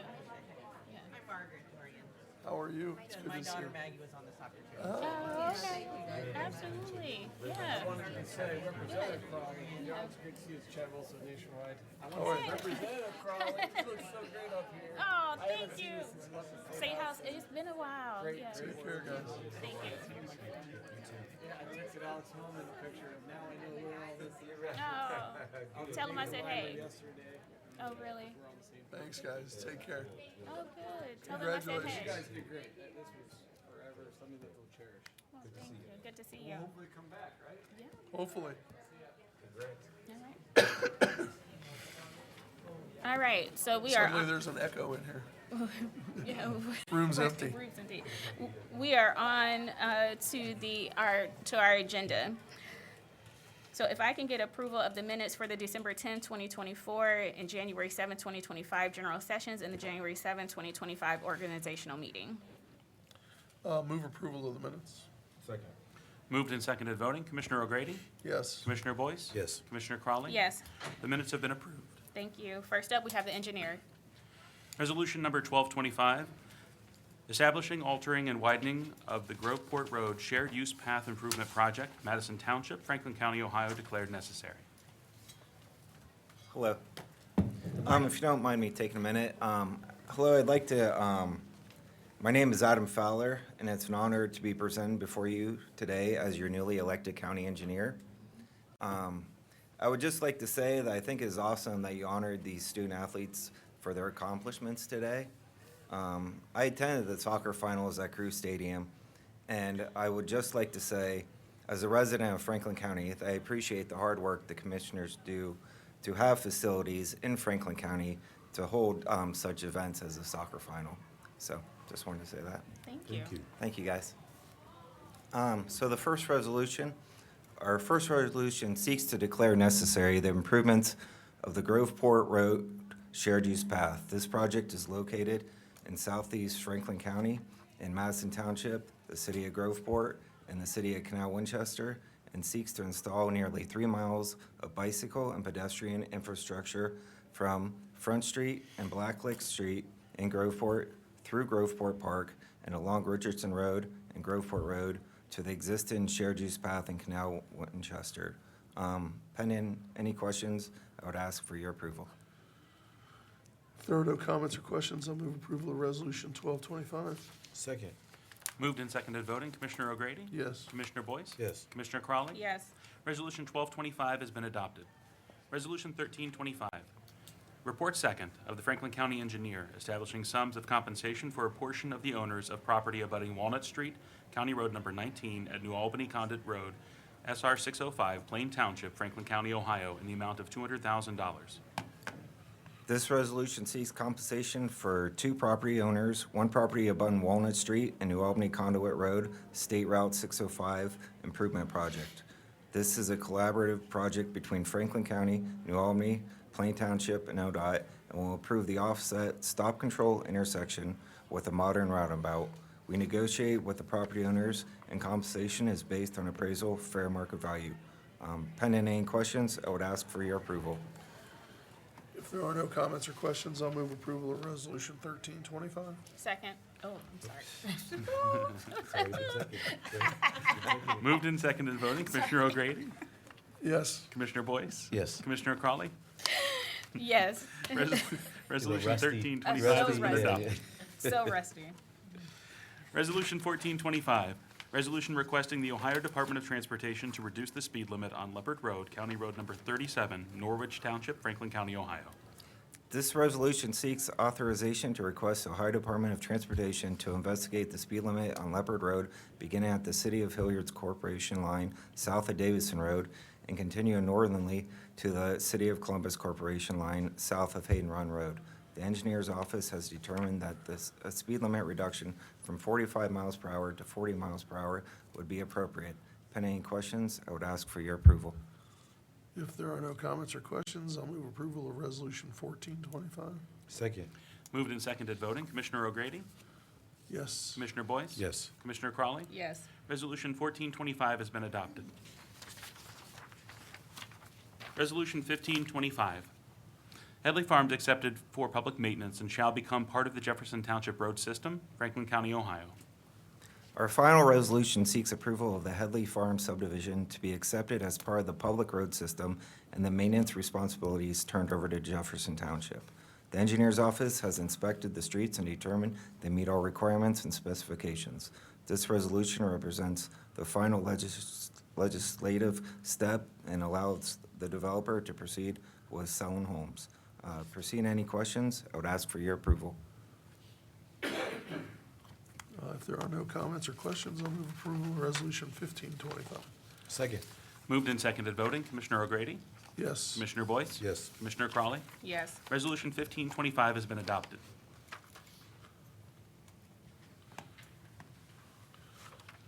Next up, Franklin County Data Center. Resolution 1625, resolution authorizing a contract with Intellinetics Incorporated to migrate to the IntelliCloud document management system and archive historical data and applications in the amount of $130,299. Good morning, Julie Lest with the Data Center, and with me today is Data Center CIO Adam Frumpkin. This resolution approves services from Franklin County-based Intellinetics to migrate enterprise content management and workflow system to the cloud-based solution the Data Center implemented last year.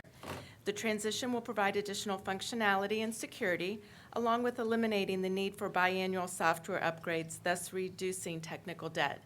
Pending any questions, we respectfully request your approval of this resolution. If there are no comments or questions, I'll move approval of Resolution 1625. Second. Moved and seconded voting. Commissioner O'Grady? Yes. Commissioner Boyce? Yes. Commissioner Crawley? Yes. Resolution 1625 has been adopted. Thank you, Commissioners. Thank you. Next up, Office of Diversity, Equity, and Inclusion. Resolution 1725, resolution authorizing a grant agreement with ICE Mentors on behalf of Oasis STEM for the advancement of the Spark program in the amount of $135,000. Good morning, Commissioners and County Administration. D'Amica Withers, Chief Economic Equity and Inclusion Officer in the Office of Diversity, Equity, and Inclusion. This resolution will authorize a grant agreement with ICE Mentors on behalf of Oasis STEM for the advancement of the Spark program.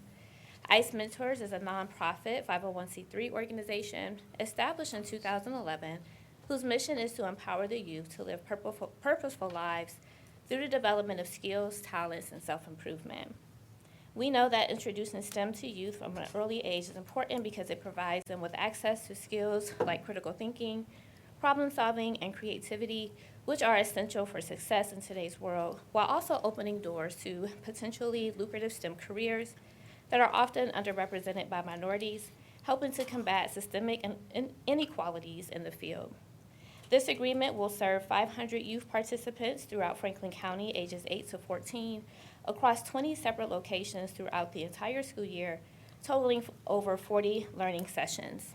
These locations include ETSS, the Gottman Guild, Directions for Youth and Families, Reynoldsburg City Schools, Columbus City Schools, and others. This resolution supports goal number 11, and goal number 13 of the Rise Together Poverty Blueprint. Pending any questions, I requestfully respect your approval on this resolution. If there are no comments or questions, I'll move approval of Resolution 1725. Second. Moved and seconded voting. Commissioner O'Grady? Yes. Commissioner Boyce? Yes. Commissioner Crawley? Yes. Resolution 1725 has been adopted. Resolution 1825, resolution authorizing a consultant agreement with Pioneered Engagement for project management services focusing primarily on coordinating and strategizing for the Men's Empowerment Network Unit Men's Summit in the amount of $58,800. Commissioners, this resolution is for a professional services agreement in the amount of $58,800 with Pioneer Engagement to assist in the execution of the vision of the Men's Empowerment Summit focusing on mental wellness. The summit aims to foster discussions, providing resources, and facilitating connections that support the physical, mental, and emotional well-being, thereby strengthening families and communities in Franklin County.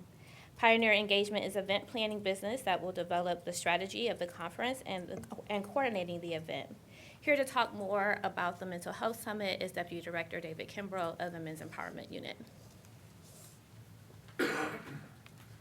If there are no comments or questions, sorry. Did you want to? Good morning.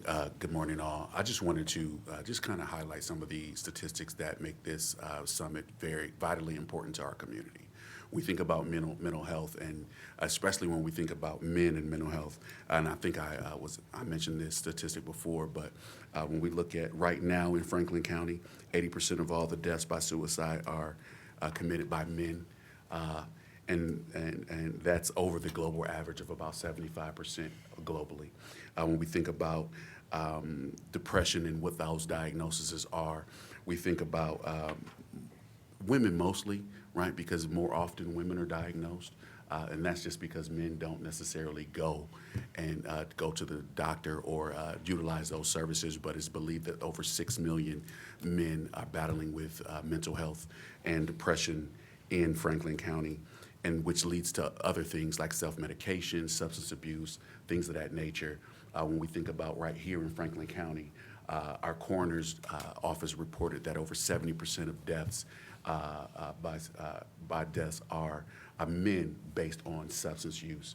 And so there is a vital need for us to bring awareness not only to mental health for all people, but mental health for men. And so I just wanted to thank you all. Thank you to the commissioners for supporting this, and so that we can bring some awareness and hopefully break the stigmas of mental health for all people, but particularly men. If I could just make a comment about just focusing on mental health, and especially for our men. When I think about veterans and the suicide rate for veterans, between 2012 and 2021, you had more than 87,000 veterans commit suicide, and most of those were men. And then when we think about gun violence and lethality of suicide, there is absolutely a disparity there within that. And so would love to see, love that there is a focus on men.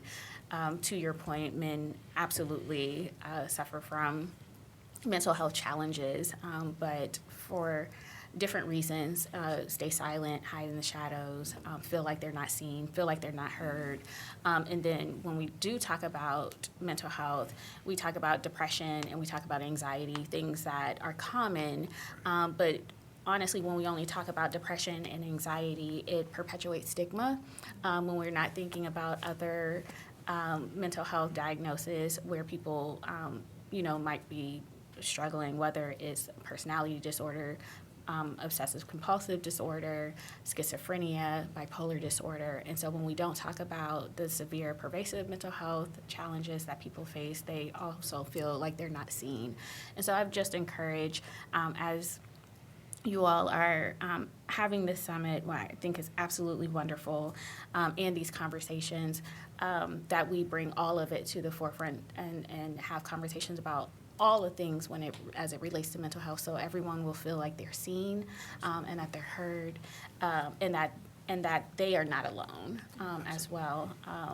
And so when I also think about the youth, as I've been spending a lot of time talking with our youth that are within the transitional ages of 16 to 24, one of the things that they talk about when it comes to mental health is the impact of familial relationships, right? And feeling like they can't talk to whether it's a parent or a guardian or a caretaker. And, when they do bring things to the forefront, it's dismissed. And so navigating conversations between parents and children or students or teenagers is vitally important too. Because sometimes trauma happens, a lot of times trauma happens in the home, and then where do they go? And so I know you probably are thinking about all the things, but just want to just highlight, veterans and then our transitional youth as well, as these conversations are happening, not necessarily for the Men's Summit. I know the Men's Summit is for men and for everyone, but as we think about our youth that are, 21, 20, especially 21, 24, trying to navigate life, how can we get to them before they become 40, 50-year-olds still trying to, or feeling like they don't have a voice or aren't seen? And so just wanted to lift that up. Absolutely. Madam President, may I add some comments? One, thank you for highlighting that.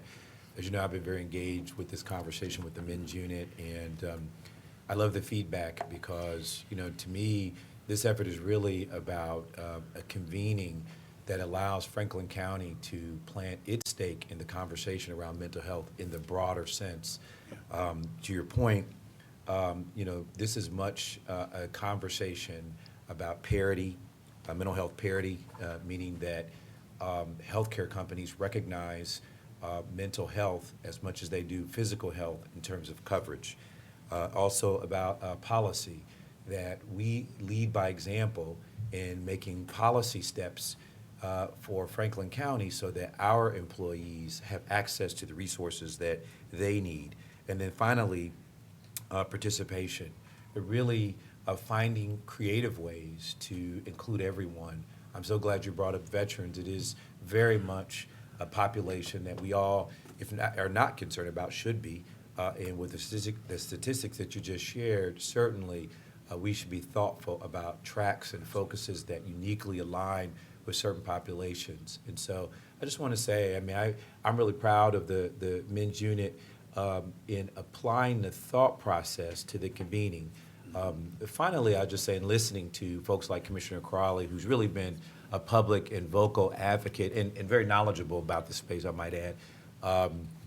And so I really want to thank her. But I also want to add that, you know, when we launched this initial conversation, we hosted what we referred to as Soul Talk, partnered with City of Grace Church on the east side of Columbus. And I was amazed at the turnout. We had over 500 people show up that day, men and women, veterans, ex-offenders, you name it, youth. And what stood out most to me was the idea that we were creating a platform to allow people who perhaps were in the shadows as it relates to mental health to have conversation. And it's led to a series of deeper conversations. Recently hosted the recording of a podcast around the impact of relationships in our mental health and what the PTS do from one relationship to another, good, bad, or indifferent, how it affects our long-term mental health. And we had clinicians on deck to help us sort of think through that. And so to your point, DCA Bivens and David, I think there may be an opportunity to really zero in on, as we are with caregivers and seniors, zero in on on veteran populations and begin to think about their unique journeys as relates to whether it's PTSD or, you know, and the same for those who might be in first responder kind of roles, you know. And so I really appreciate that insight. I think we're at the very beginning of this conversation, honestly.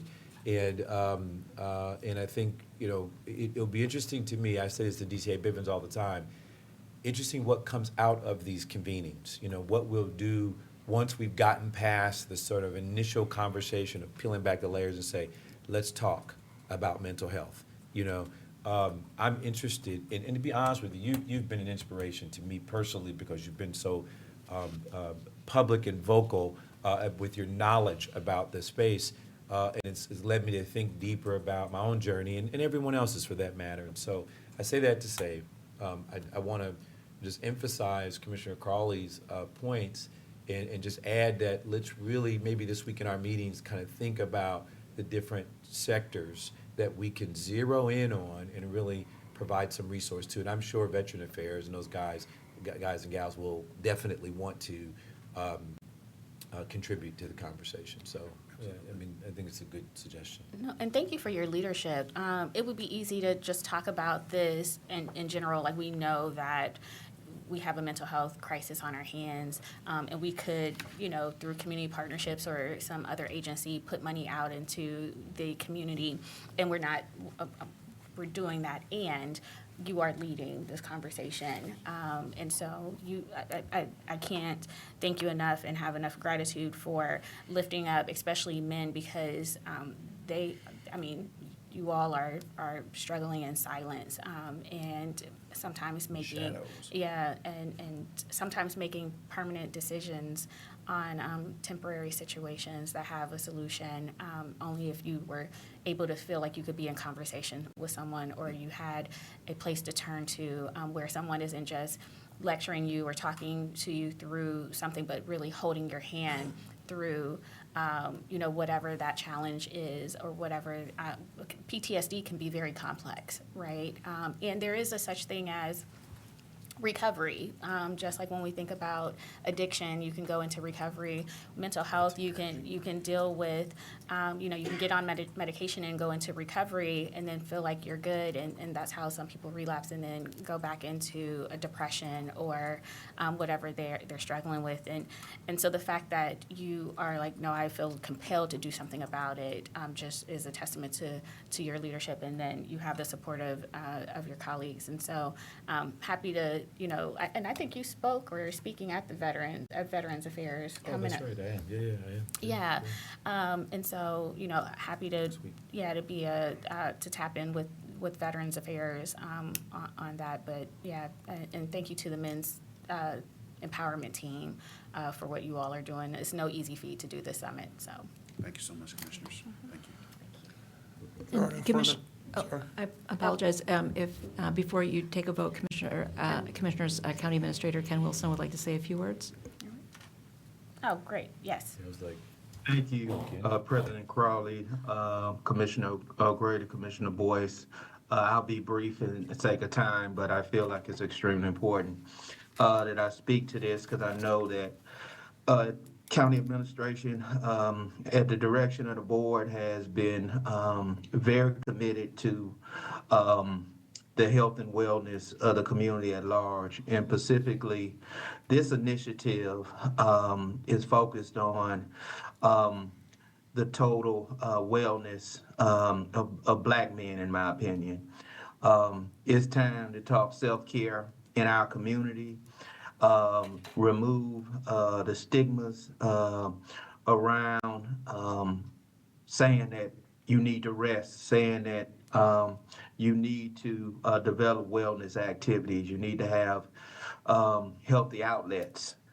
So I see that this will be an initiative that will, yes, it will require resources, but it is extremely important to move our county forward as we continue to grow. Because if you're not well, you're not able to contribute to the economy by being the best employee. You're unable to be a leadership within your own families and within your community, be it your faith-based organization, be it your fraternal organization. So I would just like to credit this board as we continue this journey moving forward, in the investments that it will take. And this is going beyond just saying that we want people to thrive and not just survive. This is tangible actions we taking, and we got to work with Adam H. and other community partners as we continue to move this forward. And I would like to credit the men's unit for all the work done today. This work really began with the Family Stabilization Unit. It grew out of that. I'd like to credit Commissioner Boyce for his continual push to level up as we advance and move this forward. Thank you. If there are no further comments or questions, I'll move approval of Resolution 1825. second. Moved and seconded voting. Commissioner O'Grady? Yes. Commissioner Boyce? Yes. Commissioner Crawley? Yes. Resolution 1825 has been adopted. Thank you. Thank you. Next up, community partnerships. Resolution number 1925, resolution authorizing a community partnership grant agreement with Columbus Humane for calendar year 2025 in the amount of $35,000. Good morning, Commissioners, County Administration, Curtis Brown, Community Partnerships Administrator. This resolution authorizes a grant agreement with Columbus Humane for the 2025 calendar year, totaling $35,000. Columbus Humane investigates cases of animal cruelty, neglect, and abandonment in Franklin County. And if there are no further questions or comments, I respectfully request the approval of this resolution. If there are no comments or questions, I'll move approval of Resolution 1925. Second. Moved and seconded voting. Commissioner O'Grady? Yes. Commissioner Boyce? Yes. Commissioner Crawley? Yes. Resolution 1925 has been adopted. Resolution 2025, resolution authorizing a community partnership grant agreement with the Ohio State University Extension on behalf of its cooperative extension for calendar year 2025 in the amount of $225,000. Commissioners, this resolution authorizes a grant agreement with the Ohio State University Cooperative Extension for the 2025 calendar year totaling $225,000. This grant will support programs focused on workforce development, financial education, and life skills development. The cooperative extension provides educational programs in agriculture, natural resources, community development, and 4-H. And if there are no questions or comments, I respectfully request the passage of this resolution. If there are no comments or questions, I'll move approval of Resolution 2025. Second. Moved and seconded voting. Commissioner O'Grady? Yes. Commissioner Boyce? Abstain. Commissioner Crawley? Yes. Resolution 2025 has been adopted, with Commissioner Boyce's noted abstention. Thank you, Commissioners. Thank you. Next up, Justice Policy and Programs. Resolution number 2125, resolution authorizing a professional service contract agreement with Rona Moore for peer support and case management services for justice-involved residents served through the Franklin County Rapid Resource Center in the amount of $46,500. Good morning, Commissioners and County Administration. Courtney Moats, Grants Administrator with the Office of Justice Policy and Programs. Our resolution this morning requests your approval of a professional service contract agreement with Rona Moore for peer support and case management services for residents served through our Rapid Resource Center. Ms. Moore will provide reentry navigation and linkage to care services to residents as they return home to Franklin County. This contract supports goal number 2 of the Rise Together Blueprint for Reducing Poverty in Franklin County by eliminating systemic gaps in employment. Pending any questions, we respectfully seek your approval of this resolution. If there are no comments or questions, I'll move approval of Resolution 2125. Second. Moved and seconded voting. Commissioner O'Grady? Yes. Commissioner Boyce? Yes. Commissioner Crawley? Yes. Resolution 2125 has been adopted. Thank you. Thank you. Next up, we have purchasing. Resolution 2225, resolution authorizing contract modification number 3 with Monterey Consultants Incorporated to extend staff augmentation support, to add optional period 4 staff augmentation to Project 3, and to extend the timeline for Project 2 at an increase in the amount of the contract not to exceed $247,680 for a revised total of $1,264,334. Good morning, Commissioners. Megan Perry-Balanier, Director of Purchasing. This resolution requests your approval of contract modification number 3 with Monterey Consultants. This is a 6-month modification to extend the timeline of work for Project 2 and to continue with staff augmentation support services. It would also add another optional 6-month staff augmentation period through 2025 upon agreement of the parties. Pending any questions, I respectfully request your approval of this resolution. If there are no comments or questions, I'll move approval of Resolution 2225. Second. Moved and seconded voting. Commissioner O'Grady? Yes. Commissioner Boyce? Yes. Commissioner Crawley? Yes. Resolution number 2225 has been adopted. Thank you. Thank you. Next up, Board of Commissioners.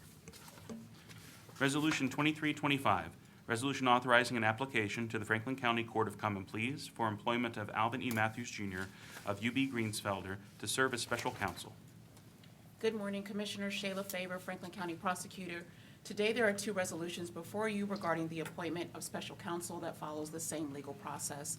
Ohio Revised Code, Section 305.14, allows the prosecuting attorney and the Board of Commissioners to submit an application to the Court of Common Pleas for appointment of special counsel. A resolution is required for this process. Today, we are requesting approval to submit an application to retain Alvin E. Matthews, Jr. of UB Greensfelder to continue his service as conflict counsel to the Franklin County Prosecutor's Office.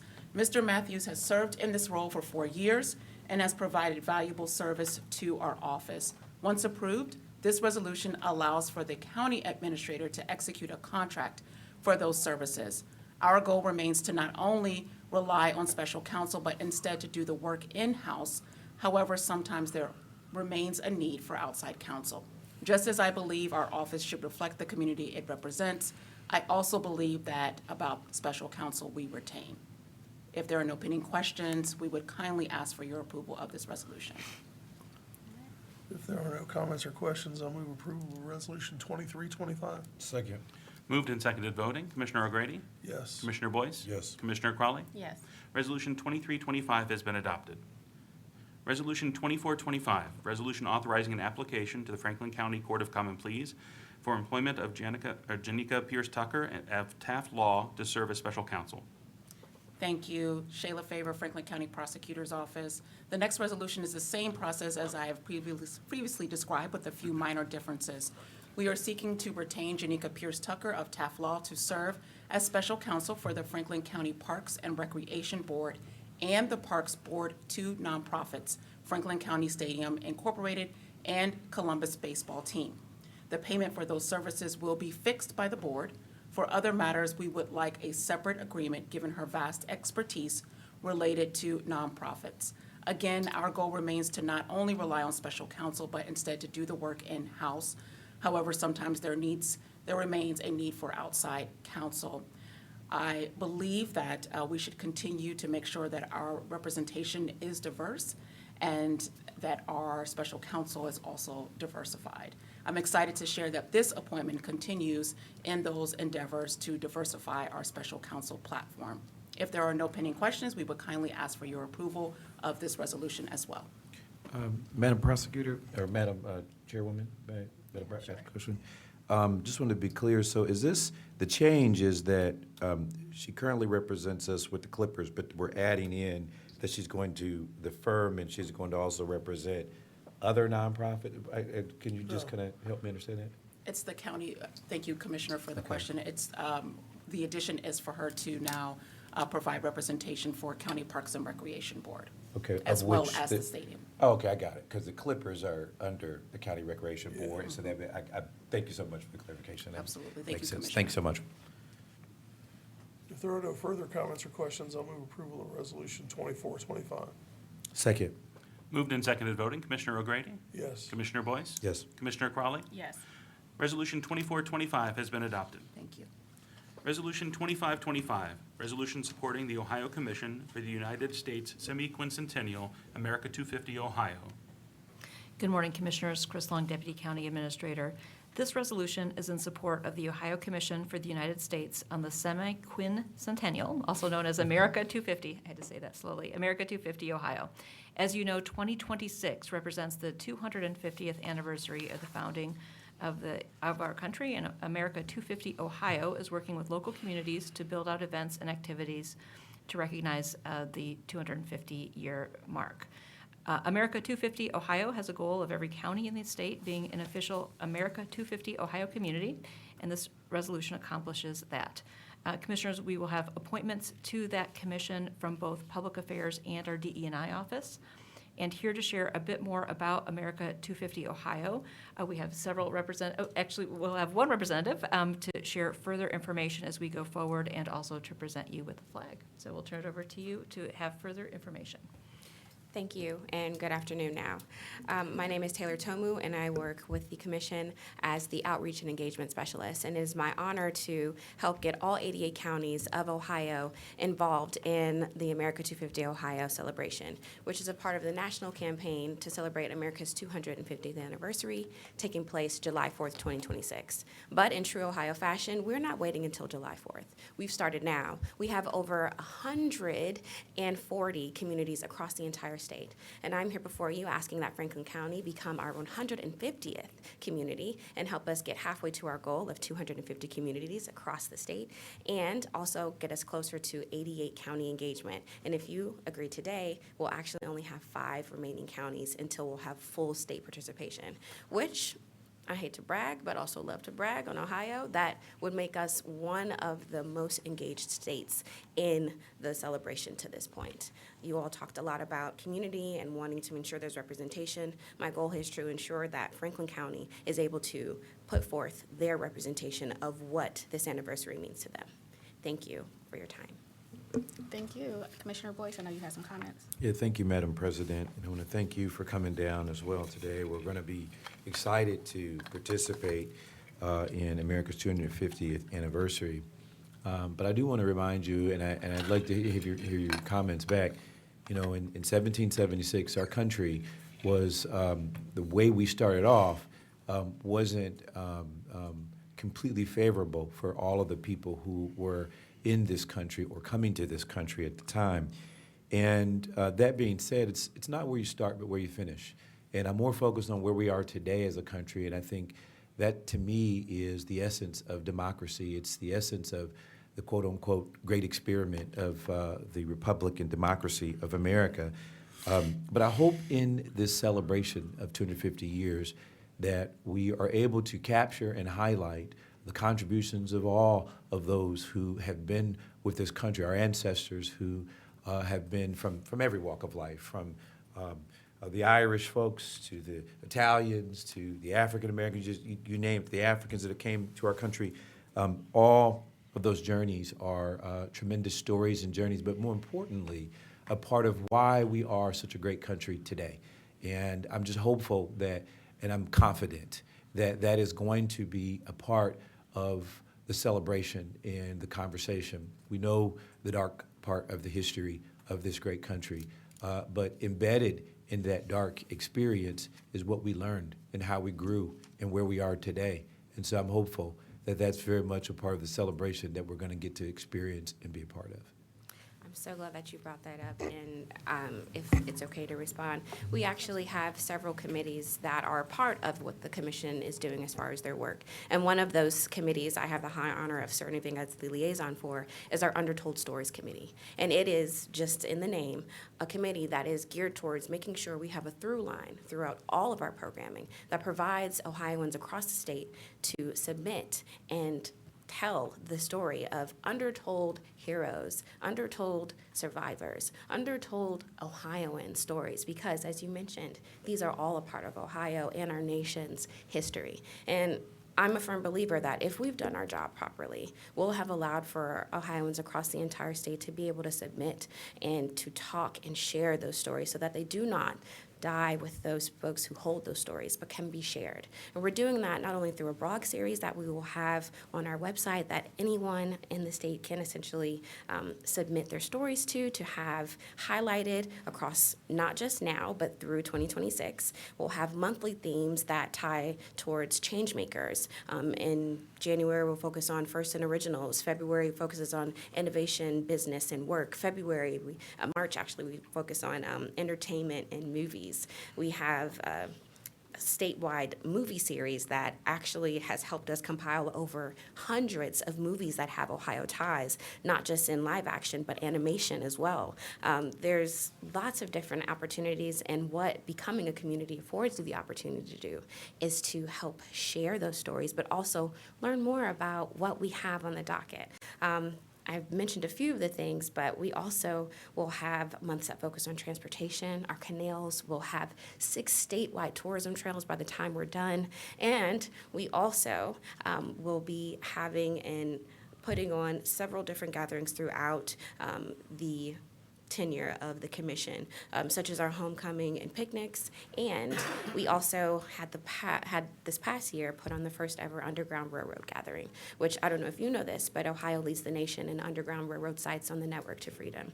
And we put forth the first gathering of all of those sites because they've kind of been living in silos up until now. And our hope is to have that as one of our sort of legacy projects. So super excited to add you all to the fold, but also to learn more about the stories that you all would love to share. I'm so grateful. I'm so grateful for that approach, and I hope that the counties ourselves get to contribute and participate in the conversation about the local contributions and the local impacts. One story I want to just throw out there, hopefully you will consider, is the story of the Freedmen's Bank. The Freedmen's Bank was America's first black led bank that was created just shortly after the Civil War because the majority banks would not allow for the soldiers who served in the Civil War who were black to put their money in savings in their bank. And so Congress, the only time it's done this in history, created a bank that would serve in this function. Now, there's a long story behind that bank, a long history, but I think it would be fitting to tell that story because it still stands as one of the most successful banking institutions ever created, but also the only banking institution that was created by an act of Congress. And so there's a great story there. And again, I just want to preface all of my comments with the fact that it's not where you start, but where you finish. And where we are today is tremendous progress and growth. And you can argue the policy conversation all day long and who's in leadership and all those things, and there's a lot to be said there. But no one can argue the progress we've made as a country in the name of democracy.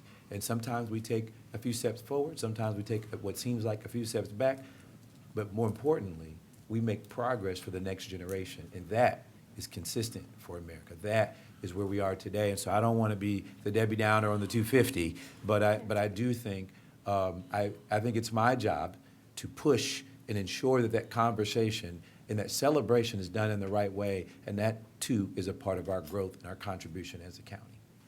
For sure. Thank you so much. Thank you.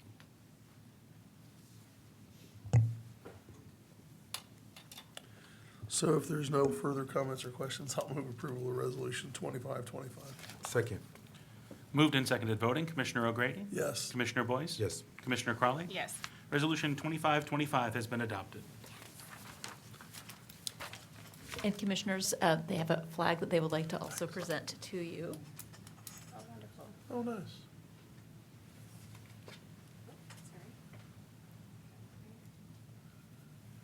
On behalf of the commission, all of our communities receive a flag signifying their being a part of our communities across the state. So feel free to hang it wherever you see fit, but welcome to the community. Super excited to work with you guys on behalf of the commission. Thank you. Thank you so much. Excellent. We Thank look you. forward to working with you. Thank you for that. Got you.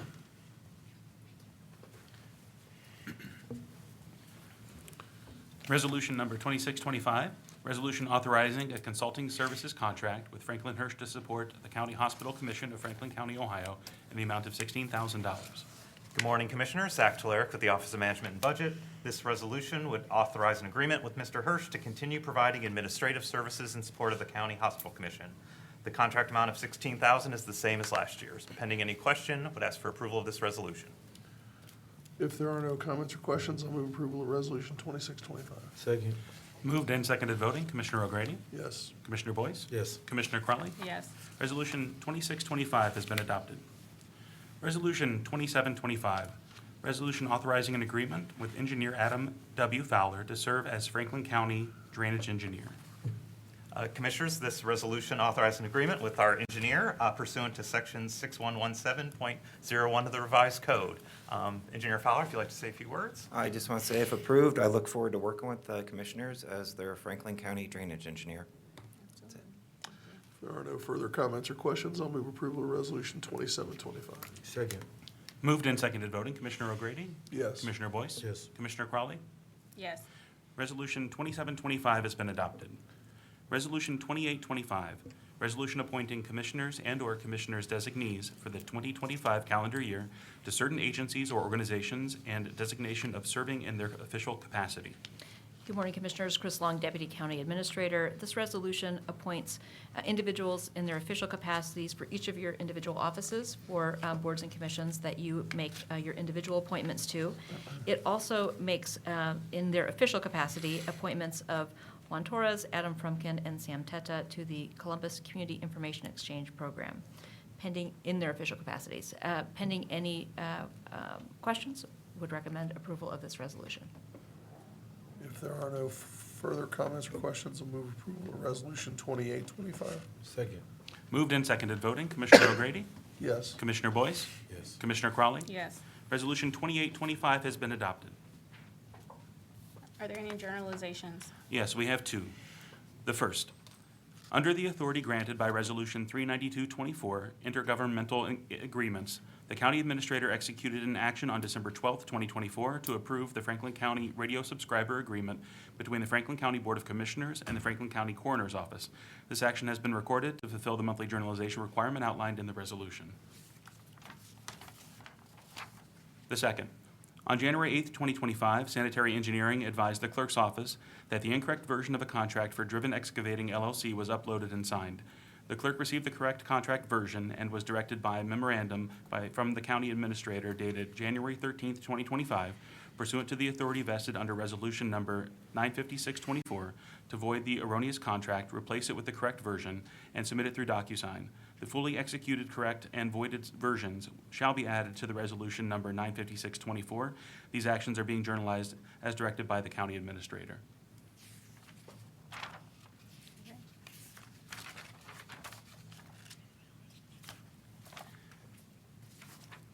And finally, Resolution 2925, resolution of the Franklin County Board of Commissioners to convene into executive session for the purpose of considering personnel matters.